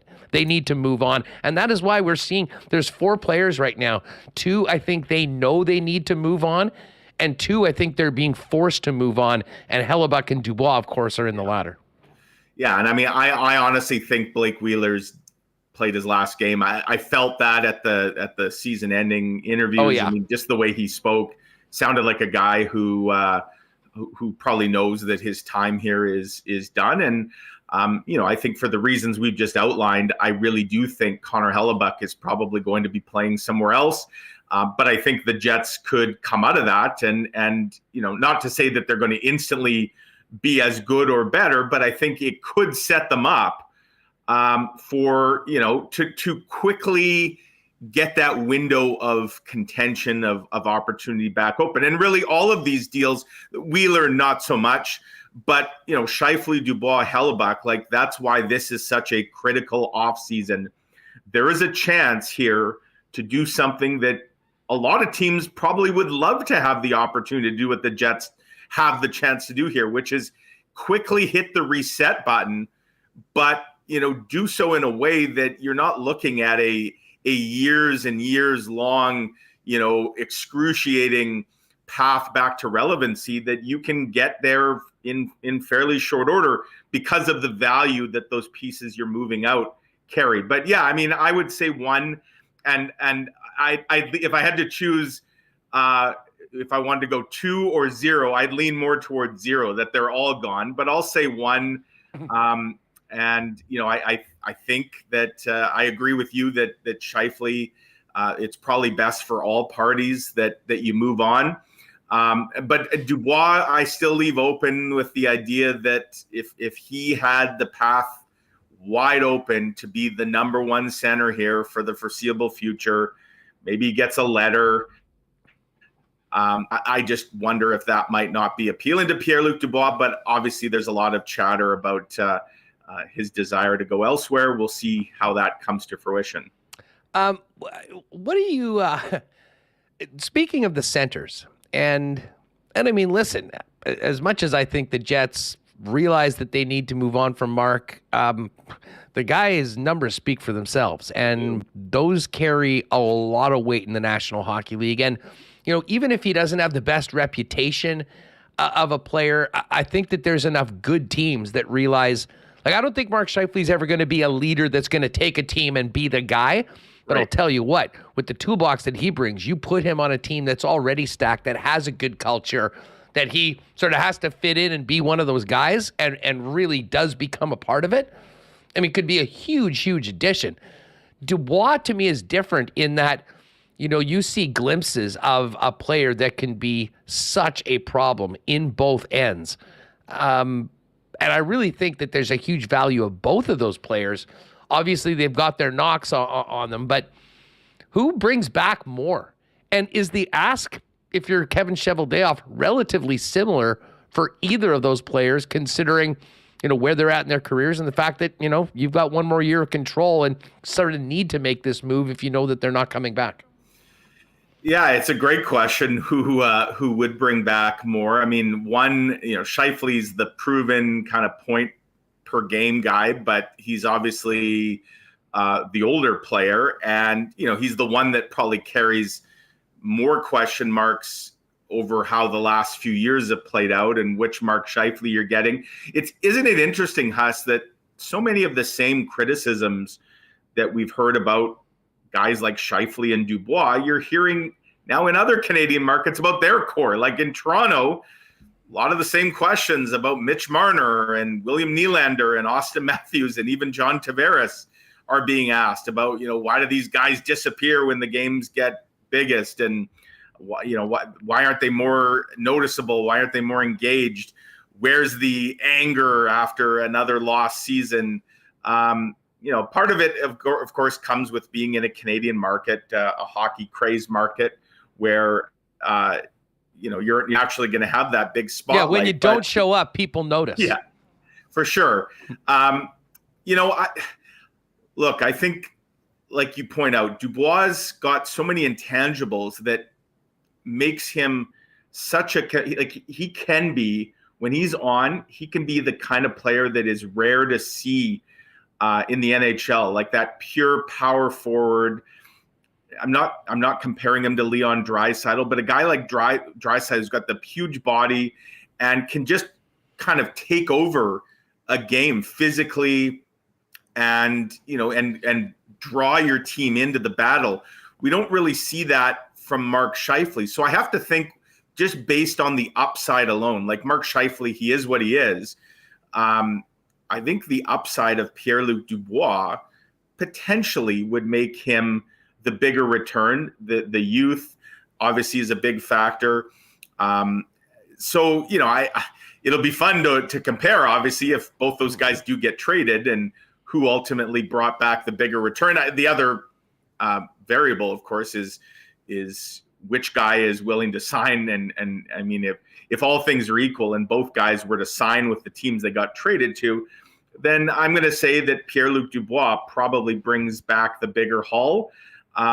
But it's close. And I got to think, if you're Kevin Cheveldayoff, again, you're setting the price as high as humanly possible and then working from there. And again, you're hoping that you create the kind of bidding war that you might have in Connor Hellebuck to just drive that price even higher. And that's where I suppose Mark Scheifele, I would think, would maybe have more potential suitors versus Pierre-Luc Dubois. And a big part of that is because of the belief that Pierre-Luc Dubois has got his heart set on one team. We've never heard that about Mark Scheifele, you know, where he says, I'm only going to go play for the Toronto Maple Leafs or the Detroit Red Wings.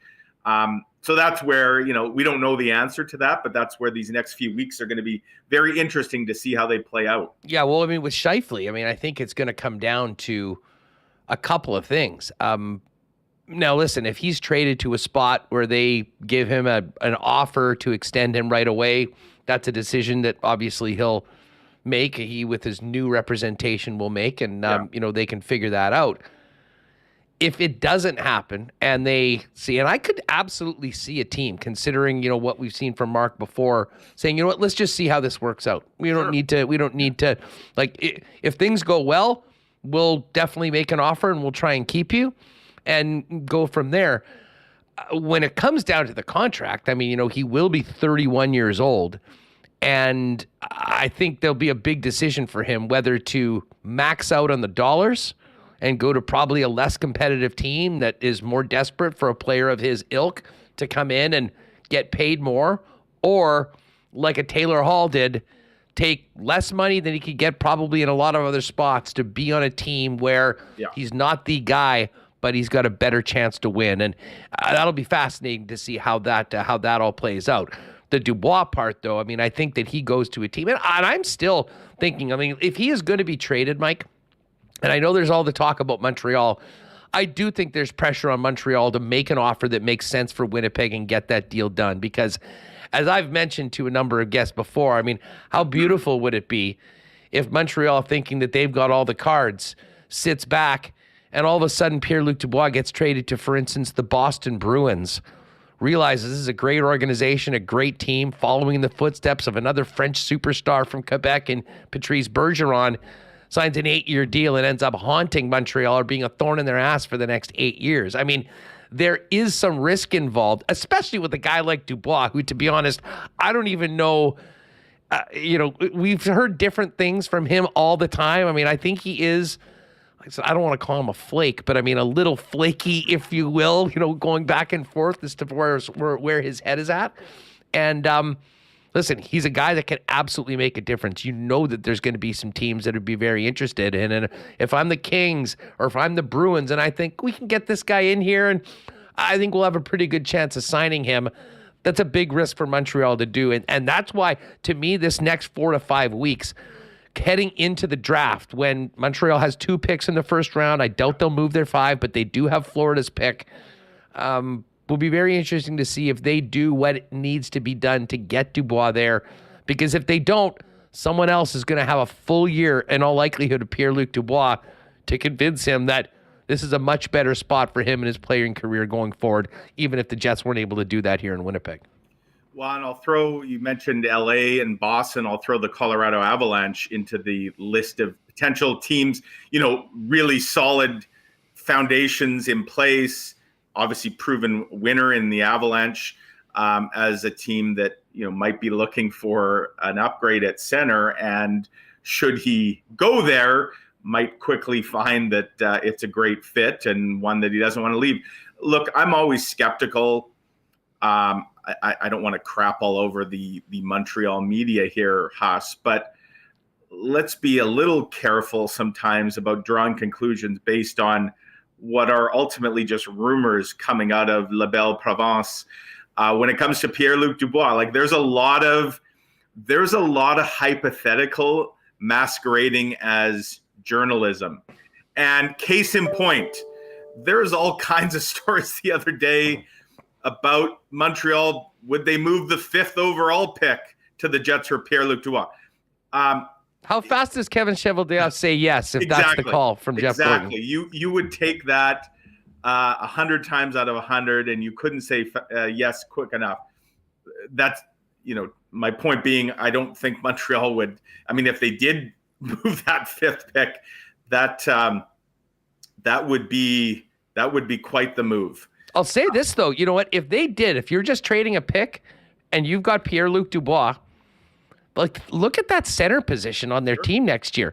Suzuki, Dubois, Kirby Dach, and Dvorak, if he's still on your team, potentially your 4th-line center. Yeah. That's pretty good. And at that point, they're actually a playoff team. They're probably contending to be a playoff team. And I think there is an appetite in Montreal to kind of step out of the basement of the Eastern Conference and be more competitive next year. That being said, I think they'd be nuts to offer the 5th-round pick for a guy, even if they know that they can sign him long-term. Well, and they're also, I mean, if you're Montreal, you got to take stock of what division you're playing in and who your competition is, right? Like, so you make an ad like that, but are you better than Boston? Are you better than Toronto? Are you better than Tampa? Oh, hey, what's Boston going to look like next year? Well, that's true, and that's why I would think Tampa's on the way down. I mean, to be honest, to answer that question, I think that a guy like Dubois, if you're adding him for just a pick, not taking anything off your roster, yeah, I think you could make a legitimate argument that the Montreal Canadiens all of a sudden are maybe not a Stanley Cup favorite or anything like that, but absolutely a playoff team. And I guess we'll find out how much the appetite to move this thing along is, or to play the long game with some of the picks and prospects that they've had. Mike, listen, just before we go, and I have a feeling these are the way these conversations are going to go until something happens. We're going to talk about Hellebuck. We're going to talk about the centers. And we're going to find out if they've got a taker for Blake Wheeler. But the defense has been a conversation for the last 2 years since Dylan and Nate Schmidt showed up. You've got Ville Heinola. You've got Declan Chisholm. You've got a situation with Logan Stanley. How does all that get settled in your mind? And does that happen pre-draft? And is a potentially a Heinola or a Stanley maybe gone, as well as someone that was a regular on the club last year? Yeah, what you don't have anymore is a Leon Gavanke, because he's now taken that out of the mix by signing in Germany. And if you're the Jets, you have to be concerned about what's happening with your blue line prospects. You've now lost Gavanke, who's decided clearly he doesn't see any future here, so he's gone. A guy that just set the franchise record for goals by a defenseman. Maybe he never would have been an NHL caliber defenseman. Now we're not going to get to find out. But a guy you drafted and developed, he's gone for nothing. Johnny Kovacevic, a guy you drafted and developed, gone for nothing.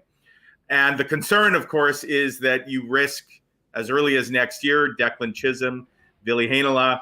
You can't risk losing those guys for nothing. And there is a logjam on the blue line, a very expensive logjam. So while it's certainly being overshadowed by talk of the so-called core four, I think the blue line is every bit as important as to what this team looks like going forward. And so I would be stunned, Huss, if there isn't some movement one way or the other, either whether it's a young prospect like a Heinola or a Chisholm, or a proven guy like a Schmidt or a Pionk, that isn't moved. I would think that has to be a top priority for Kevin Cheveldayoff, and I would expect that it's going to happen likely either before or at the draft. I'll be interested to see if, one of those players is almost included as part of one of these bigger deals. Needless to say, there's a lot of moving pieces around Kevin Cheveldayoff's wall right now. Mike, thanks so much for doing this. You going to be at the ball game on Friday night? That's the plan. Yes, indeed. And then I'll be back at Canada Life Center, hopefully for a game 6 or 7, if there is one. Looking forward to that. Could be a great sports weekend here in town. No doubt about it. Well, we'll see you at the ball game for sure. Yeah. And fingers crossed, we'll see the Ice and Thunderbirds back here for game 6 and 7 at Canada Life Center. Thanks for doing this, Mike. You bet, Huss. Enjoy the week. You too. There's Mike McIntyre. Of course, the one thing we didn't hit with Mike, which we spent quite a bit of time on yesterday, was Winnipeg Blue Bomber training camp. Check out yesterday's episode with Jeff Hamilton, and we'll bring on Teddy and some of the other guys covering the blue and gold as training camp continues. Although I think this might be a little bit of a less exciting training camp for the Bombers, just because it's like, when does the season start? Because we pretty much know the club that is going to be out there for Mike O'Shea. Of course, all of our Bomber reports, when we do them on Winnipeg Sports Talk, are brought to you by Princess Auto, proud sponsors of the Blue and Gold, and the hosts of the Princess Auto tailgate party before each and every Winnipeg Blue Bombers game. Princess Auto is also where you'll find the best deals on the most unique assortment of tools and equipment around. Everything you need to complete the projects on your list or start something new is at Princess Auto. Visit them on Panet Road or Portage Avenue West at one of their 2 Winnipeg locations, or shop online 24/7, 365 at princessauto.com. Well, things are getting green, folks. The leaves are blooming, grass is getting greener. But if you have irrigation needs or issues, you need to get on down to Consolidated Supply. Talk to Joe and the gang about what they can do to help you make your property as lush and beautiful as the golf courses they work on. They've also got artificial turf if you need that. And of course, is the club car dealer in Manitoba. Great deals on both new and used golf carts.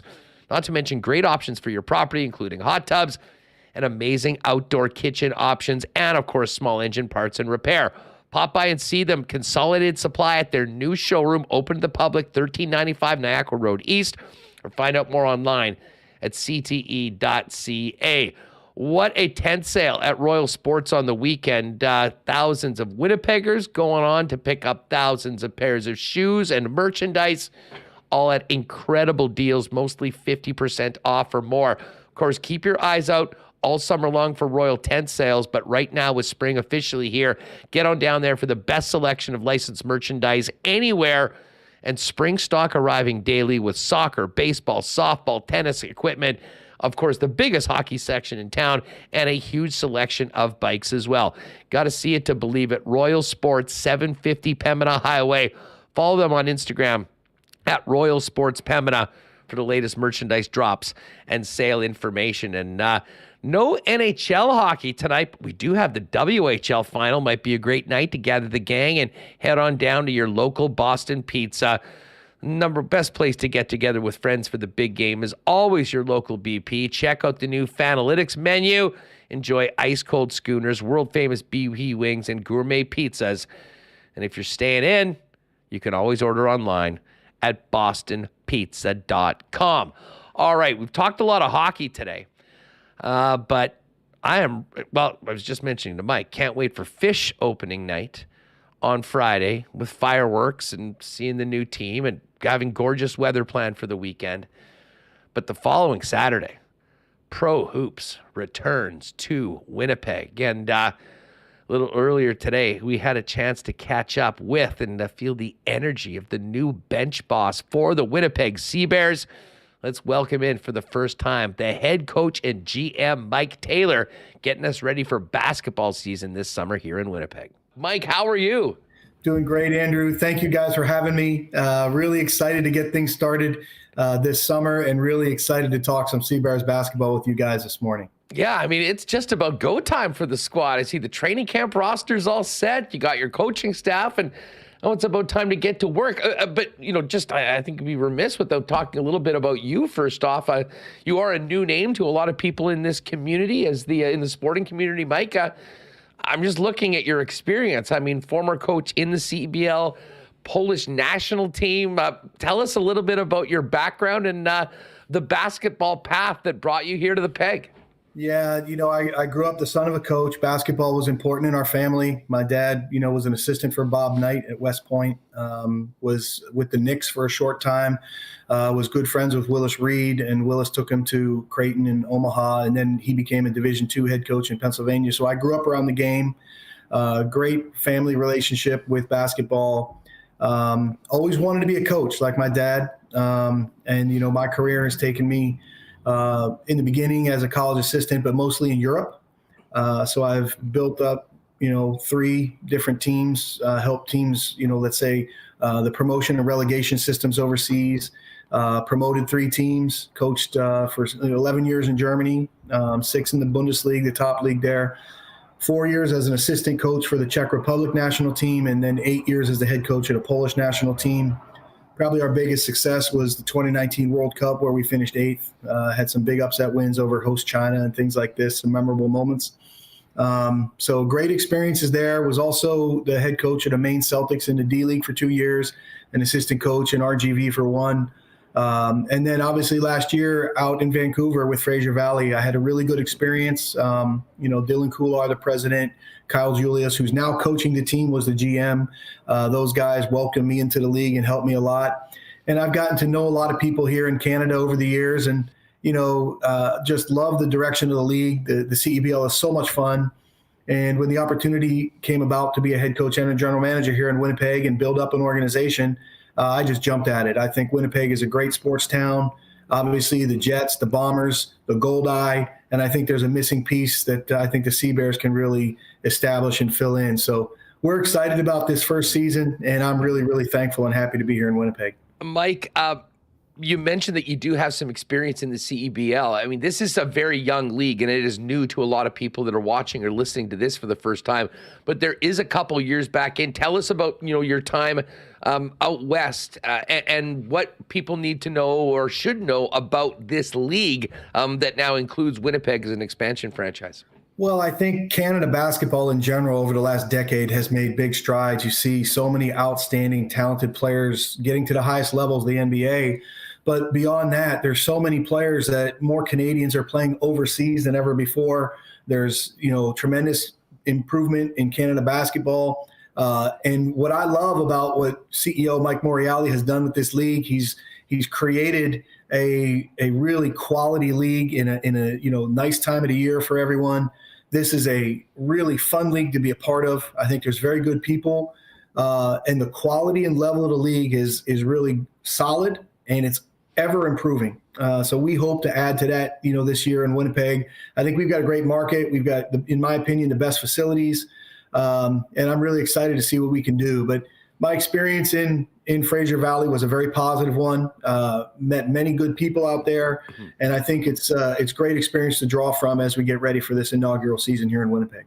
You mentioned the season, and I guess I was going to tie this into a couple of the U Sports athletes that were drafted or signed to training camp, but Mike Rainbow as well, who just had, a phenomenal year, taking the Westman to nationals for the first time in, I think, like 3 decades on the staff. Why don't you tell us a little bit about the rest of the team behind the team, your coaching staff, before we get to the players that'll be on the court?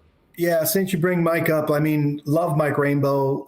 Right from the beginning, he was like, hey, I'm available if I can be involved and I can help. And I think when you come to a new place, it's really important to have somebody that you trust and you count on that knows the area very well. So that's going to be Mike for us.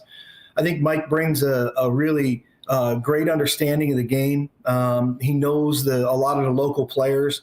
And for Mike to have such a great season and push Winnipeg into the Nationals, out east, he did such a great job.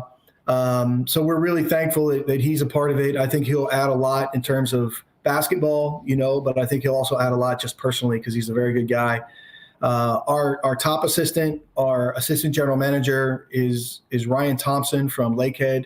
Ryan worked with me last year in Fraser Valley. Ryan and Josh Reddy, our video guy, those 2 guys were outstanding workers, great people. And when you build up an organization from the beginning, you need to have some guys that kind of have some experience, and, we've worked together. So I'll count on those guys tremendously. Juwan Brown will arrive as a player development coach for us. He's been with the Texas Legend in the D-League. I've seen him up close and personal, very impressed, and I think all of our players will benefit from time with him. William Gatchalian was the director of analytics for the champion Honey Badgers last summer. I got to know him working in the BCLA team. And I think he'll help us be really efficient with our game, efficient with our team, and create some advantages analytically. So I think we've got a wide variety of staff. We've got good coaches, and I'm really excited to get to work with these guys. We've kind of hit it off here in the last week. And I'm really excited to work with them this summer. Sea Bears head coach Mike Taylor is with us, getting ready for training camp and the home opener on May 27th down at Canada Life Center. You mentioned this is an expansion team, Mike. You have experience in the league. Just before we talk about the players that'll be, wearing the unis this year and hopefully getting some wins for the city, tell us about the process of putting this roster together and everything that goes on behind the scenes. I can't imagine how much work there is in starting and establishing a new team. Certainly there's the business ops side, but, from a player personnel side and building a team, you're really starting from scratch, but there's some exciting players that are going to be coming to camp. Yeah, the exciting thing is it's like a blank script, a blank paper, and you can kind of create it in your image and how you like it. So that's exciting. But I think on the other side, a lot of the things that an established organization has in place, you've got to establish. So I want to say, David Asper has been fantastic ownership-wise, empowering the organization in a positive way. I want to say, Jason Smith, the president, has really been fantastic, doing a lot of the work behind the scenes for months. And now he's, getting some help from finally hiring, different staff in the organization. But, we've worked a lot. It's not perfect. There's going to be a lot of things that we need to, address and build up and, let's say, fix. But I think that the really positive thing is that there's a great direction. We have tremendous potential here, and we want to try to maximize that potential. I love the values that David brings, that Jason brings. They want to be people first. They want to try to take care of the players and the staff. They want to make sure people have a really good experience here in the city. And I say our facilities, basketball-wise, with Canada Life, best venue in the league. Sport for Life, outstanding practice facility, training facility with everything we could ask there. But, the organization has done a great job, getting the players quality apartments and things along these lines. So I think the whole player experience will be great. I also want to add, Megan Noonan has done a great job behind the scenes as well. Former University of Winnipeg guard.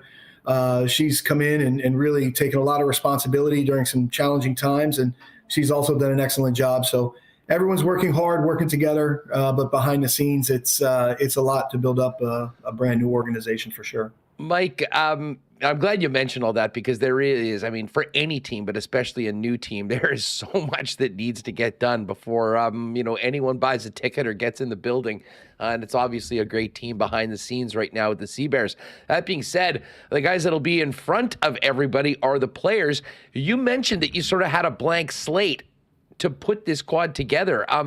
And you mentioned the image. What, before the team even plays and really gets on the court, what is the image that you see for your basketball team?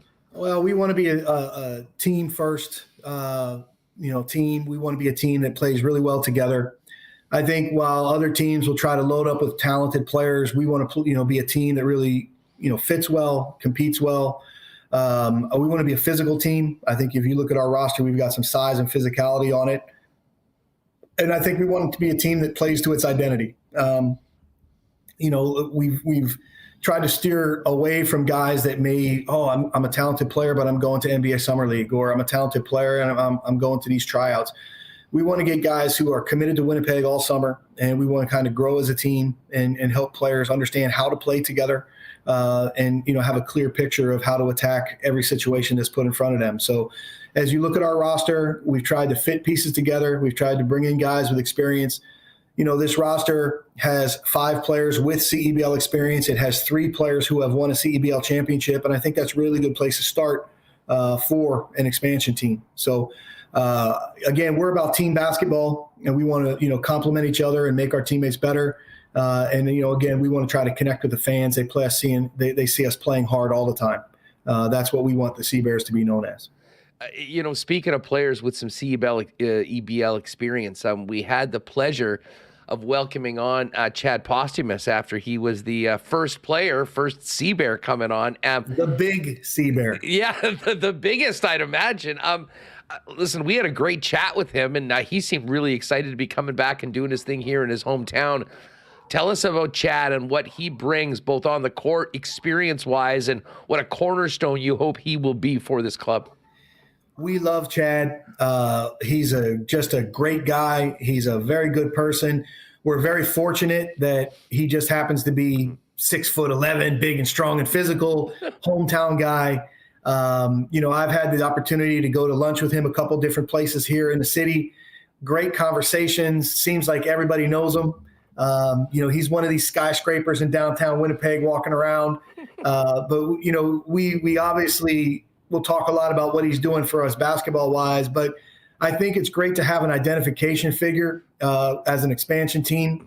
Winnipeg's own, Big Chad, and, he's helped our team so much off the floor as we've gone through this build-up process. I can't say enough good things about him, and I'm really looking forward to working with him here in Winnipeg. We had the chance to be together in the BCLAs when he, played with the Honey Badgers, and I was an assistant on the staff.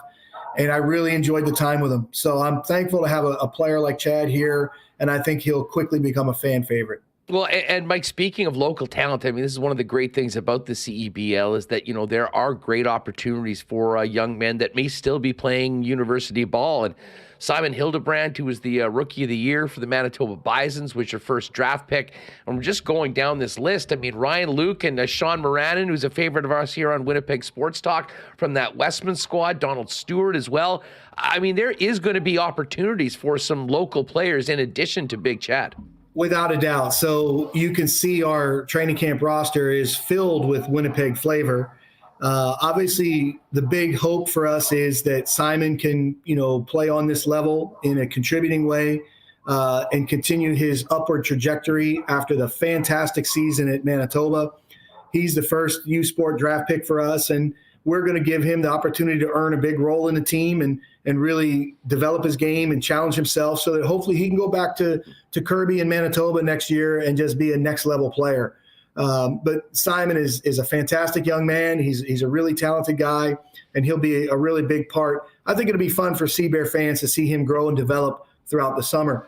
But the rest of those guys, again, we're counting on them for quality depth in practice players most of the year. But we kind of wanted to pick guys that would be able to benefit and grow and develop. So in a way, give back to the college programs. I also want to say guys like, Justice Elaine, former Manitoba player who's played overseas a little bit, Narcisse Ambanza. These guys, I think, are going to really work hard to try to earn spots on the team. And it's great that they're both from the local universities here in the city. Well, and just on that, Mike, I mean, going forward into the future beyond this year, how do you envision the relationship between the pro team, the Sea Bears, with the programs of Mike over at UW and, of course, Kirby at the U of M? Yeah, I think, as you've seen, we've tried to establish that connection immediately. We're one of the fortunate places here where we have two outstanding university programs to draw from. And we respect both. We like both. And it's one of these circumstances that I think that, you can kind of get people into the Sea Bear system, get them into the Sea Bear culture, and always have the potential to bring in different players throughout the future years. But Winnipeg, I think, has a hunger for basketball. There's quality basketball in the city at the youth sport level. And now we have the opportunity to try to do something on the professional level here in the CEBL. And it's really something to be excited about. Mike, we focused in a little bit on the, Chad, of course, and the other local players. And listen, I know you're going to get to training camp and everyone's going to have to earn a spot on the court and on the team and earn their playing time. But maybe just if you could tease a few of the players that, you've signed to this club that you are expecting to be big parts of this team that people can look out for when they get to Canada Life Centre on the 27th of May. Well, we've done a good job with the roster as an expansion team, as I've said. I think we have some pieces in place that can be impact players. I think the biggest name that raised some eyebrows around the league is Teddy Allen, known as Teddy Buckets. Teddy is a tremendous scorer. He knows the league from his time in Scarborough last year. He played really well at Nebraska in college. He played well at New Mexico State, went on a great run in a tournament there. And again, this is a guy who is an unorthodox scorer, but he can be what we hope is a primary playmaker, a primary scorer in the CEBL. As we've known the league, big guards do well. We saw that with Jalen Harris in Scarborough, Tony Carr in Saskatchewan. So we'll put the ball in Teddy's hands. Teddy will be able to create for himself and for others. So I think he's a guy that, if he can become an MVP caliber player for us, then that's a great thing. I think that the other import player that we brought in that people will recognize, 3-point shooter Adam Hess. Adam also was in the league last year in Guelph. He's a high-level 3-point shooter. That's what he does. So when we have big inside presence with Chad and other players in the paint, I think, AJ can really, let's say, open up the floor for everyone. So AJ, for me, is another important piece to the puzzle. EJ Anosike is a really physical front court player. He's a combination forward that is a difficult matchup. He's got a great motor, tremendous rebounder, works really hard. If you're bigger than him or a big body to try to match his physicality, he's quick enough to get by you. If you're smaller and you say we're going to match up with quickness on you, he'll just play bully ball. So he's a matchup. We hope to create matchup advantages with EJ. And again, he's a guy that loves to work on his game, loves to be in the gym. So those would be our three import players. I think the other Canadian guys that will be key right now, Glenn Yang, who, is a Calgary guy, played in Asia, East Bay Dragons in the East Asia Super League. What I like about what I like about Glenn is the fact that he's a big body for a point guard. He's physical, and I think he's really motivated to take his game to the next level this summer. So we are really excited about adding, Glenn. Another guy who is going to, join us at a later date is Shane Ossiende. Shane is a experienced forward. He's won a championship in the league in Saskatchewan. I think Shane has the ability to really be an impact player at the 5, at the 4.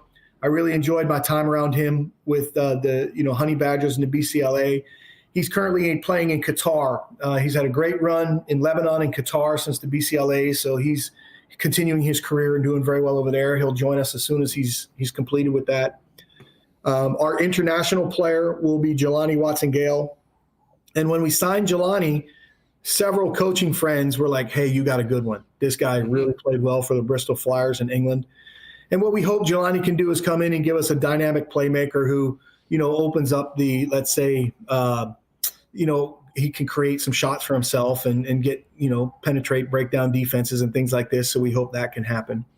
A complimentary Canadian big would be Stefan Ingo, who, if you have big Chad Posthumus, who is going to be physical and do the traditional 5-man things, I think Stefan is the athleticism. He's the rim protector. He's the shot blocker. He's the guy who's going to do the athletic things in transition. And I think that he's going to be a really nice complementary fit to the rest of that front court. So we like the team that we have. I think I've touched on everybody. Let me see if I missed anyone. You might be able to help me. Tyler Sagal, he was our second U Sport draft pick, played at the University, Lakehead University. Again, another good 3-point shooter. We feel that, if there's injuries or things like this, that he could step in and help us. And how could I forget Michael Okafor, his teammate at Lakehead, played for Coach Ryan Thompson, our guy.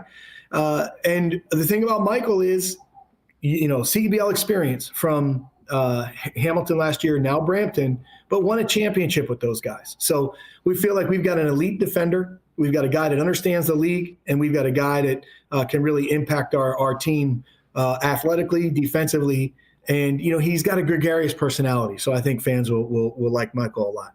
Hey, yeah, get the guy on the team that wins every year. That's the way you start an expansion team, right? We got 3 of those guys. Michael won in Hamilton, now Brampton, and Chad and Shane won in Saskatchewan. So again, I think it's important for us to try to give some of those new guys some players that they can rely on, maybe ask some questions about, hey, how does this work? How does this go? What's it like in this league? What should I think about? And I think that veteran experience from some of these guys will be really beneficial for the newcomers. Mike, I got to tell you, I was already excited for the season, but just hearing your passion and energy for this team, I'm even more excited to get out there on the 27th of May. Just before we go, and thanks again for doing this, what should people know about this team and, most importantly, the league and the product that they'll be seeing if they buy a ticket and show up on the 27th to see this new era of basketball here in the Peg? Well, know that it's a team that's going to put his heart into the Sea Bears and put its heart into Winnipeg. We love the sports city that Winnipeg is. I'm completely impressed by it. Again, David, as an owner, his heart is in it, and he's really trying to establish something that can connect with the city and something that can be a piece, to add to the whole, Winnipeg culture. We want to build our organization the right way. The ultimate goal for every organization is to win a championship, but obviously that's not. Well, let's say that's hard to do in the first year when you're learning so much and building up so much. Keep in mind, Montreal won 6 games last year, and Newfoundland won 5. But we want to build the organization for the long haul. We want to establish the foundation. We want to connect with the city. We want to put a bunch of players that are committed to the Sea Bears and play hard every single game, every single second, put their hearts into it. And I think we're on the right track. How far this team can go, I'm excited to challenge it and see how far it does go. But I really believe that the excitement and enthusiasm in the city, you can feel it. And I think the 27th, when Vancouver comes to town and there's that tip-off and everybody's in the Canada Life Center, we have the chance to set the attendance record for the first game, the league attendance record. So I think we're starting in a great place. And then what we want to do is work to be consistent, work to sustain the success that we have, put our processes in place, establish that foundation, and then again, grow with the league. I think the CEBL is a fun league. I think we've got a great organization right here that's building and growing, and I think we've got a great city to play in here in Winnipeg. So it's going to be an exciting summer, and I think we have everything we need to be successful. Let's do this. Saturday, May 27th, the rebirth of pro hoops in Manitoba and in Winnipeg, the Winnipeg Sea Bears with their home opener. Mike, let's do this again very soon. Good luck with training camp. Good luck with getting the squad ready, and good luck in game number 1. We'll look forward to having you back on Winnipeg Sports Talk throughout the season, and wish you and the organization all the best. Thank you very much, Andrew. We really appreciate it. Go Sea Bears. Yeah, that was a lot of fun talking to Mike today. Cannot wait for Pro Hoops to get back. And it really enjoyed some of the comments in the chat about the old Thunder days at the arena and the Cyclone days at the convention center. Obviously, a big, big boost for the franchise to be able to play their games down at Canada Life Center. We are going to be getting ready for Goldeyes season over the next couple days, as well as opening night at Assiniboia Downs, which is coming up on Monday, May 22nd, end of the May long weekend. What a great way to finish off 3 days off by getting out for the first night of live racing.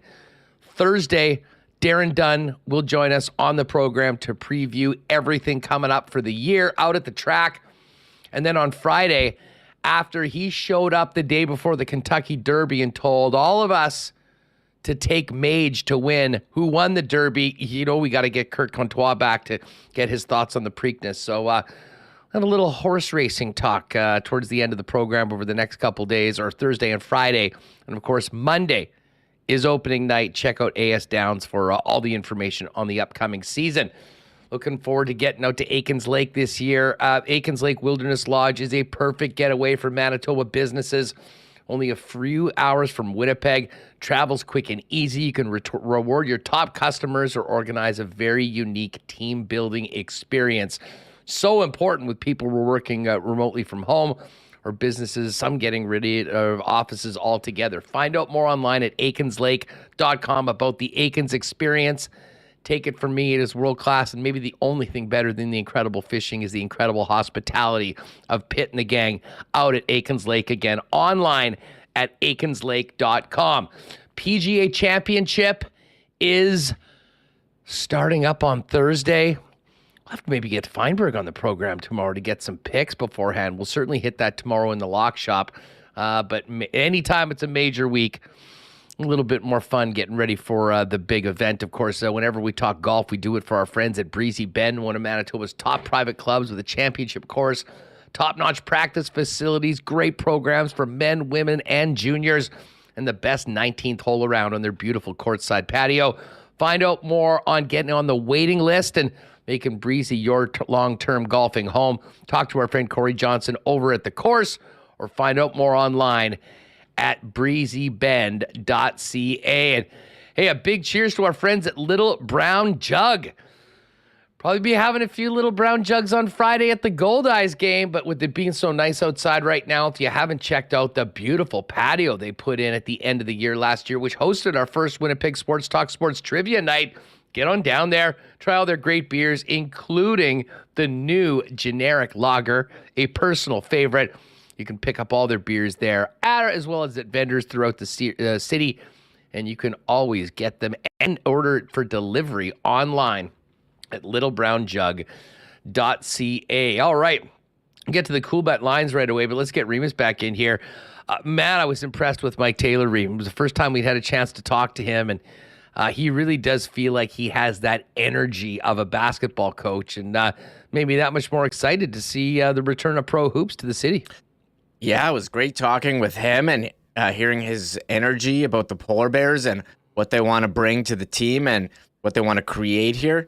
I think it's really exciting that pro basketball is back in Winnipeg. Haven't had it since the Cyclone, and I remember the Thunder as well. So I think this is going to be pretty cool. There's a number of pro leagues in Europe, and we had Commissioner Mike Moriali on talking about what they're trying to do with the CEBL, and great to hear that they could be breaking attendance records for the first game here.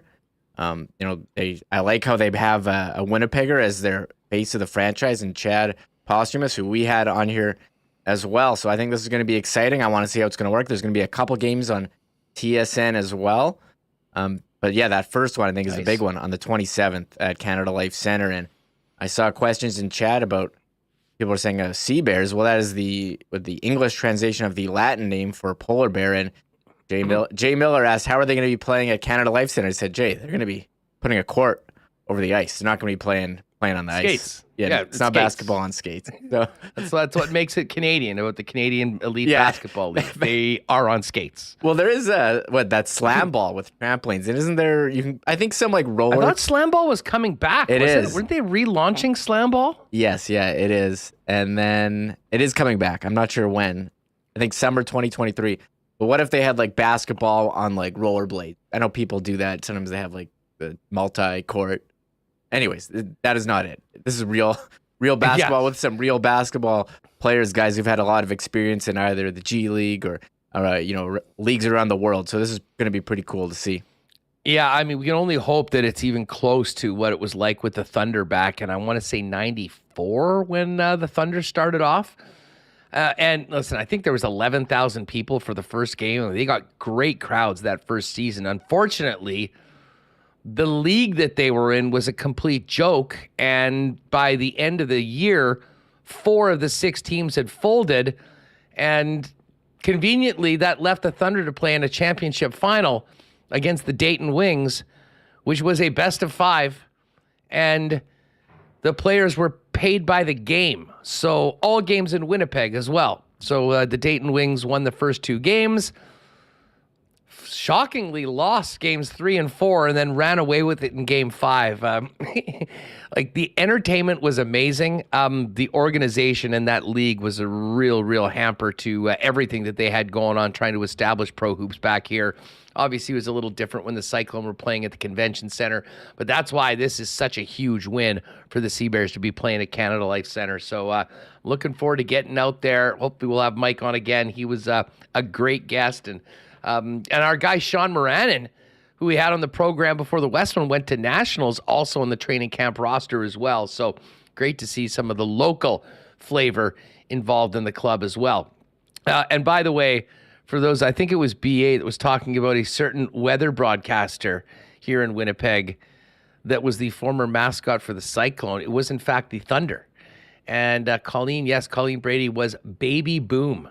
Kaboom was the main mascot, and then Baby Boom. Colleen was an incredibly talented rhythmic gymnast and was one heck of a mascot as well before she became CTV weather specialist. All right, let's get to the Coolbet lines for tonight. And we do have lines now for the series between the Panthers and Hurricanes and the Stars and the Vegas Golden Knights. The Canes are a minus 137 favorite. Interesting. That was minus 130 earlier. So it looks like the early money's going on Rod the Bod and the Hurricanes. Panthers plus 116 for the series. And the Vegas Golden Knights minus 128. Funny, I was looking at some other books earlier, and it was, in fact, Carolina that was the biggest favorite. But it looks like, Vegas was the biggest favorite, but in fact, over at Coolbet is the Canes. I kind of do like Vegas and Carolina in these series. Dallas is plus 108. We know how good Ottinger is, but was unfortunately impressed with what Vegas did to the home team here, and we saw the way they handled a devastating Oilers attack. I think they're ready to go to the final again. Who would you, if you had to put a nickel right now on who's going to win the Cup, Remo? Who do you have? I said at the beginning of the show I was in on Dallas. I think I'm interesting. Dallas is the long shot of the 4 teams. I don't like to take favorites, so I'm taking Dallas. Carolina, I think, is very good too. Plus 230. I would go one of those two. Yeah, 230 for the Canes, 260 plus 265 for the Knights, plus 280 for the Panthers, and plus 310 for the Dallas Stars. As far as the NBA playoffs go, we got a game tonight. Lakers and the Nugs in Denver. Denver, a big favorite, minus 244. Lakers plus 202. And in that series, the Nuggets are a minus 152 favorite. I'm going head-to-head with Dusty. Dusty, huge LeBron guy in the lock shop. We hit that earlier today. And Dusty's actually riding with the Miami Heat for the series, who are like a plus 405 underdog. He made a pretty compelling argument why there's a lot of value on the Heat, though. I'm taking the Celtics in 4 or 5, that being said. And as far as the Blue Jays go tonight, tough one last night for Alek Manoah. He continues to struggle. But the Jays back at it tonight and a minus 172 favorite over the New York Yankees, who are plus 152. And PGA Championship odds are up. We'll hit those tomorrow. Scotty Scheffler is your favorite right now at 8-1. John Rahm at plus 825, and then Rory McIlroy at 14. So 2 clear favorites, and then the rest of the group. We'll hit that in the lock shop tomorrow and here on Winnipeg Sports Talk as well. Again, if you haven't already played a Coolbet and you'd like to, get on over to coolbet.com. Use the promo code WST for a 100% bonus up to $200 on your first deposit. Well, Remo, we got ice tonight at 9 p.m., and I guess we know what we're doing before that. Yeah, we'll be at this Kenny and Rennie year-end party. Everyone asking if you're going to be there. I will be. Oh, I'll be there. I will be there. Looking forward to meeting a number of people. Shout out to Kenny and Rennie for putting on this event. I know Sean hasn't been on TV the last 2 weeks since the Jets season ended.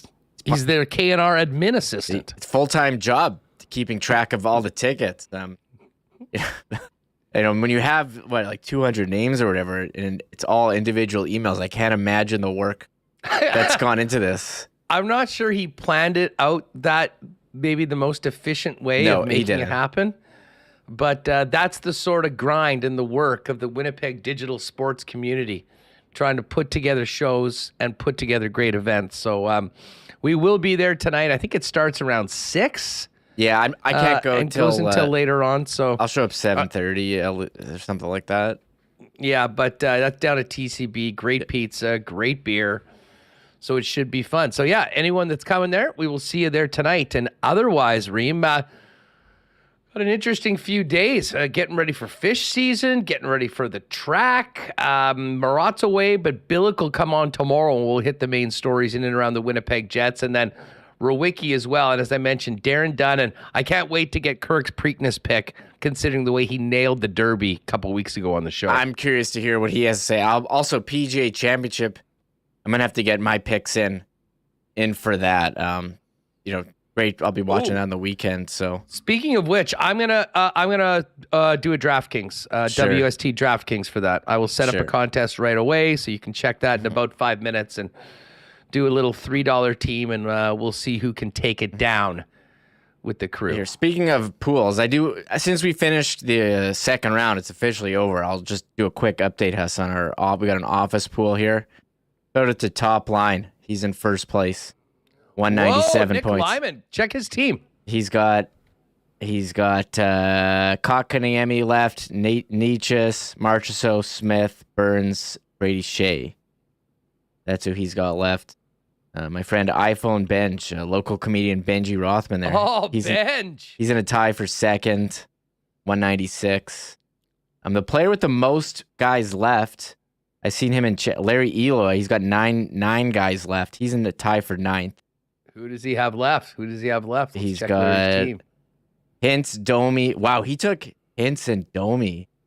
Nice work, Larry. Kotkaniemi, Johnston, Ben. Well, he's very heavy Dallas. I think if Dallas wins, he could take this thing down. Oh, yeah.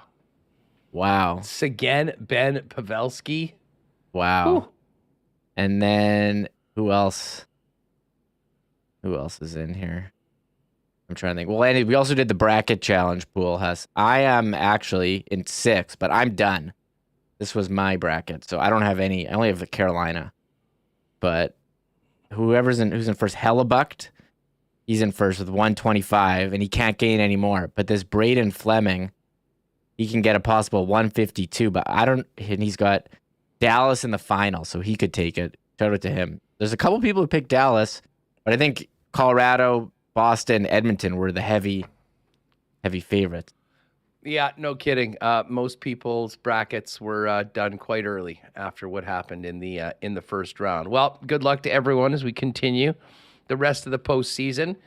And enjoy this game tonight. Dan Robertson on the call, voice of the Winnipeg Jets, calling the Winnipeg Ice, 9 p.m. on TSN from Seattle, Game 3 of the Western Hockey League Final.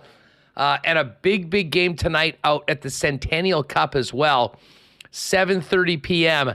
Steinbach Pistons going up against the Battleford North Stars, the champs of the Saskatchewan League. Pistons 1-1-1, Battleford 2-1. The winner of this will guarantee their spot in the playoff round coming up on the weekend. And the Portage Terriers are going up against the undefeated Collingwood Blues tomorrow. So still lots to be determined over at the Centennial Cup. But great show today. Thanks again to Mike Taylor for joining us on the program. John Matisz, Mike McIntyre of the Winnipeg Free Press. We'll check in on Bomber Camp over the next couple days as well. Get ready for Goldeye season and have more scuttlebutt on the off season for the Winnipeg Jets and so much more. Big thanks to the sponsors that make this show happen every day and all of you for hanging out with us. If we see you tonight, make sure to say hi, and otherwise we'll see you tomorrow, 1 p.m. right here on YouTube for another edition of Winnipeg Sports Talk Daily. Have a great one, everyone. Oh my God! Oh! Shut it down! Let's go home! Thanks for tuning in to Winnipeg Sports Talk Daily. Make sure to subscribe on YouTube and your favorite podcast feed at winnipegsportstalk.com.